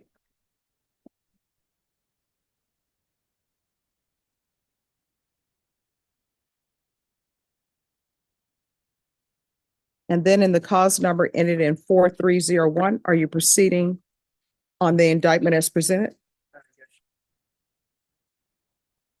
And then in cause number ended in 4302, are you proceeding on the indictment as presented? Mr. Barnes, in each of the cause numbers, did you review the document entitled Court Admonishments and Defendants Waivers and Affidavit of Admonitions? Yes, ma'am. Did you understand it? Did you sign it in all the appropriate places? Yes, ma'am. Did you understand in the cause number ended in 4302? The offense charge is unauthorized use of vehicle. Range of punishment is anywhere from 180 days up to 2 years in the state jail facility and up to $10,000 fine. In the cause number ending in 11320, it's an unauthorized use with a repeater. That puts your range of punishment at anywhere from 2 to 10 years in prison and up to a $10,000 fine. And the cause number ending in 11321, it's a felon in possession of a weapon with a repeater count. The range of punishment for that offense with the repeat enhancement allegation is anywhere from 2 to 20 years in prison and up to a $10,000 fine. And the cause number ending in 11322, that is an aggravated assault against a public servant. That's a first degree felony. The range of punishment is anywhere from 5 to 99 years or life in prison and up to a $10,000 fine. And the cause number ending in 4301, that's an evading arrest detention with vehicle. That's a third degree felony. The range of punishment is anywhere from 2 to 10 years in prison and up to a $10,000 fine. Did you understand? Yes, ma'am. And all of the cause numbers, if you have a plea with the state, the court does not have to follow your plea. If for any reason the court does not follow your plea and gives you more than you bargained for, the fact that you entered a plea will not be used against you and you will be allowed to withdraw your plea. Did you understand? Yes, ma'am. And all of the cause numbers, you have a right to jury trial, a right for you or your attorney to cross-examine and confront any witnesses the state would call, and the right to remain silent. Did you understand by entering this plea, you were giving up those rights? Yes, ma'am. Did you intend to give up those rights and enter into a plea in this case? Yes, ma'am. Counsel, has your client been able to provide you with any defenses? Yes, Your Honor. Do you believe he has a rational as well as a factual understanding of the charges against him? Yes, I do. Do you believe he's currently competent and was legally sane at the time of the offense? Yes, Your Mr. Barnes, and all of the cause numbers, has anyone threatened you, coerced you, or placed you in fear to get you to enter the plea? No, ma'am. Anyone promised you anything other than the plea? No, ma'am. Satisfied with the way you've been represented? Yes, ma'am. Are you a U.S. citizen? Yes, ma'am. And each of the cause numbers, the court will find that defendant has knowingly and voluntarily waived his right to jury trial. In each of the cause numbers, did you review the plea bargain page with your attorney? Did you understand it? Yes, ma'am. And the cause number ending in 4302, punishment is to be assessed at 2 years. All of the cases will be running concurrent. State is taken in consideration 2024 CR 0918, night mag number 733-464 and 460. And the cause number ending in 4301, punishment is to be assessed at 10 years in the prison. All of the cases will run concurrent. The same cause numbers will be taken in consideration as in 4302. And the cause number ending in 11322. State is proceeding on counts 1, 2, and 3. Punishment is to be assessed at 12 years in the prison. There's an affirmative finding of deadly weapon. All of the cause numbers will run concurrent. The same cause numbers will be taken in consideration as in 4302. And the cause number ending in 11321. State is proceeding on count 1. Punishment is to be assessed at 12 years in the prison. Cause numbers are running concurrently. The same numbers are being taken in consideration as in 4302. And the cause number ending in 11320. State is requesting your punishment be assessed at 10 years. You agree that you've been previously convicted before of a felony. The cause numbers will all run concurrent. The same cause numbers will be taken in consideration as in 4302. Did you understand that to be the plea? Yes, ma'am. Defense, is that the plea? Yes, Your Honor. State, is that the plea? It is, Your Honor. Did you review the paragraph entitled waiver of appeal with your attorney? Did you understand it? Did you sign it in both places? Yes, ma'am. Did you understand by signing that you're waiving your right to appeal? The only items that can be appealed are written pretrial motions that have been filed, heard, and ruled upon by the court. Did you understand? Yes, ma'am. Counsel, have there been any such motions? No, Your Honor.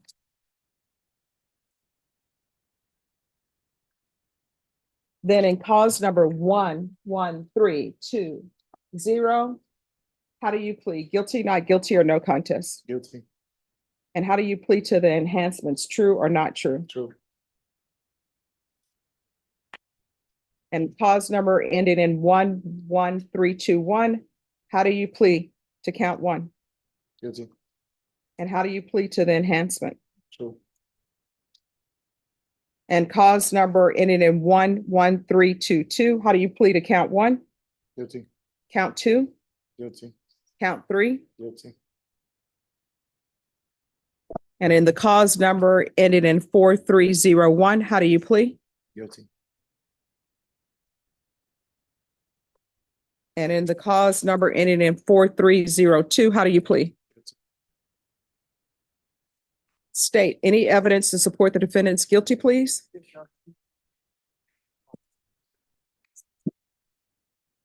No objection, Your Honor, and I just go over all of the attachments with my client. All right. Mr. Barnes, did you review the documents entitled waiving consent to stipulations and testimony and stipulations with your attorney? Did you understand it? Did you sign it in all the appropriate places? Again, did you understand you have a right to jury trial, a right for you or your attorney to cross-examine and confront any witnesses the state would call in the right to remain silent? Did you understand that today the state will be presenting evidence in the form of witnesses' statements and police reports, but most importantly, there will be no live testimony? Did you understand? Court will find in each cause number that the defendant has knowingly and voluntarily waived and consented to stipulation of testimony and stipulations. Court will accept into evidence states exhibits 1 and attachments, and the court will review the same.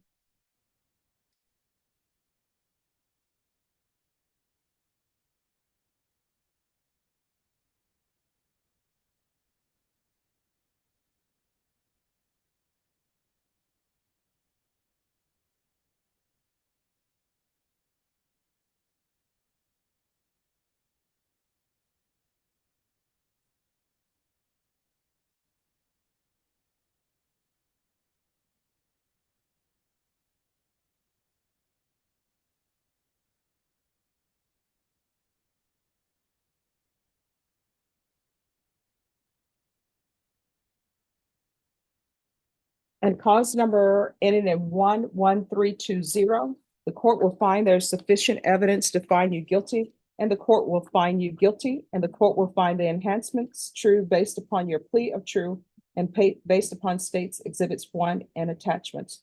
Are you proceeding with sentencing? Yes, Your Anything you wish to say on behalf of your client? Honor, I believe he's taken responsibility. He's pled guilty to everything, and so I would hope that the court would follow the plea bargain and allow us to move these cases today. All right, then in the cause number ending in 11320, the court is finding you guilty. Enhancements true. Court will sentence you to 10 years in the prison. Give you credit for any time served. This will run concurrent with 2023 CR 11321, 2023 CR 4301, 2023 CR 11322, and 2023 CR 4302. Take in consideration NIGHTMAG numbers 733-464, 733-460, and 2024 CR 0918. Is there anything with regards to sentencing in that cause? Anything else? No. And that cause number, I'm going to show you what's entitled True Bill of Indictment. Did you review that with your attorney? Did you understand it? And did you sign it?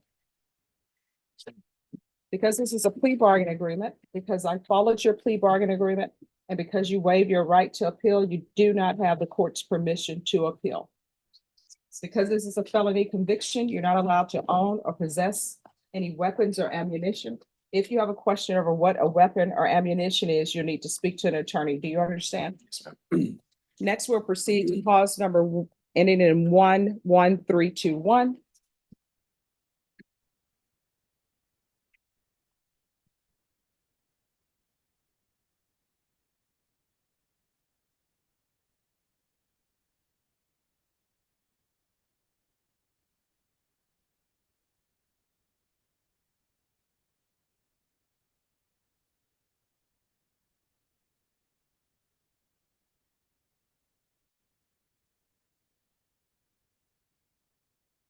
Right, after reviewing states exhibits 1 and attachments, the court will find there is sufficient evidence to find you guilty.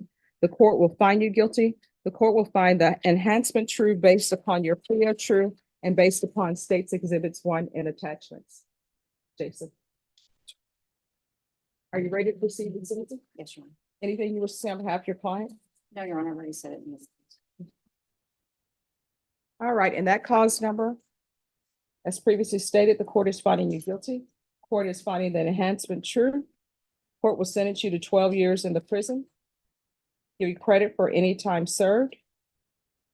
There's an affirmative finding of deadly weapon.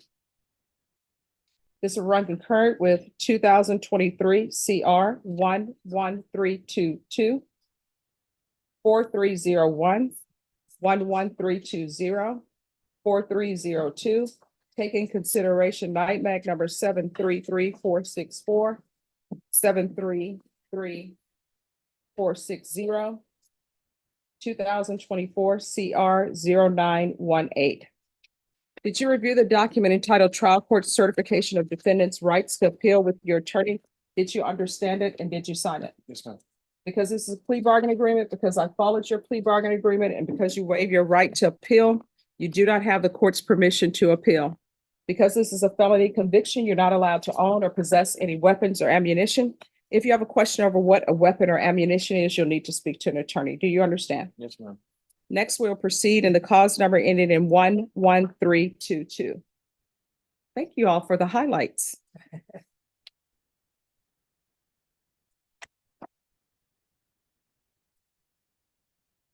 It makes it so much easier to read. All right. After reviewing states exhibits 1 and attachments, the court will find there is sufficient evidence to find you guilty of count 1, count 2, and count 3. Are you proceeding with sentencing? Yes. Anything you wish to say on behalf of your client? No, Your Honor.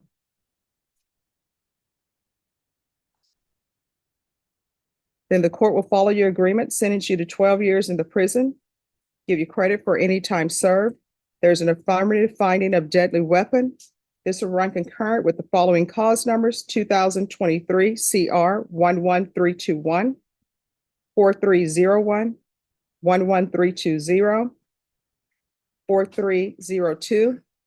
Take in consideration NIMAC number 733464, 733460, and 2024 CR 0918. Anything else with regards to sentencing in that cause number? No. Did you review the document entitled Trial Court Certification with your attorney? Did you understand it and did you sign it? Yes, ma'am. Because this is a plea bargain agreement, because I followed your plea bargain agreement, and because you waive your right to appeal, you do not have the court's permission to appeal. Because this is a felony conviction, you're not allowed to own or possess any weapons or ammunition. If you have a question over what a weapon or ammunition is, you'll need to speak to an attorney. Do you understand? Yes, ma'am. Next, we're going to proceed with cause number 4301.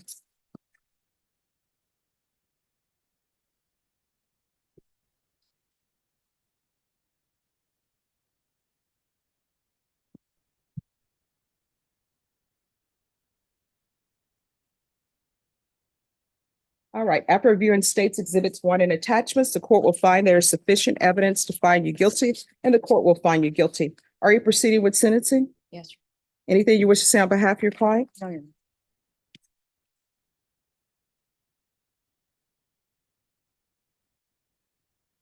Court will follow your agreement. The court will sentence you to 10 years in the prison. Give you credit for any time served. This will run concurrent with 2023 CR 11321, 11322, 11320, 4302. Take in consideration NIMAG numbers 733-464, 460, and 2024 CR 0918. Did you review the document entitled Trial Court Certification of Defendant's Rights to Appeal with your attorney? Did you understand it and did you sign it? Yes, ma'am. Because this is a plea bargain agreement, because I followed your plea bargain agreement, and because you waive your right to appeal, you do not have the court's permission to appeal. Do you understand? All right, you're going to proceed in the cause number ending in 4302.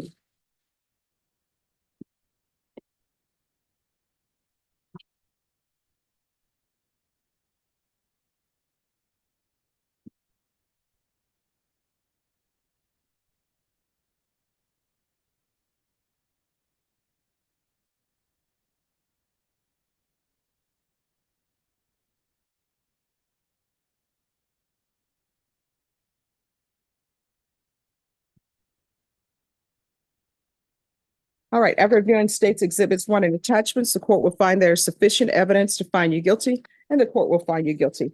Are you proceeding with sentencing? Yes. Court will sentence you to 2 years in the state jail facility, give you credit for any time served.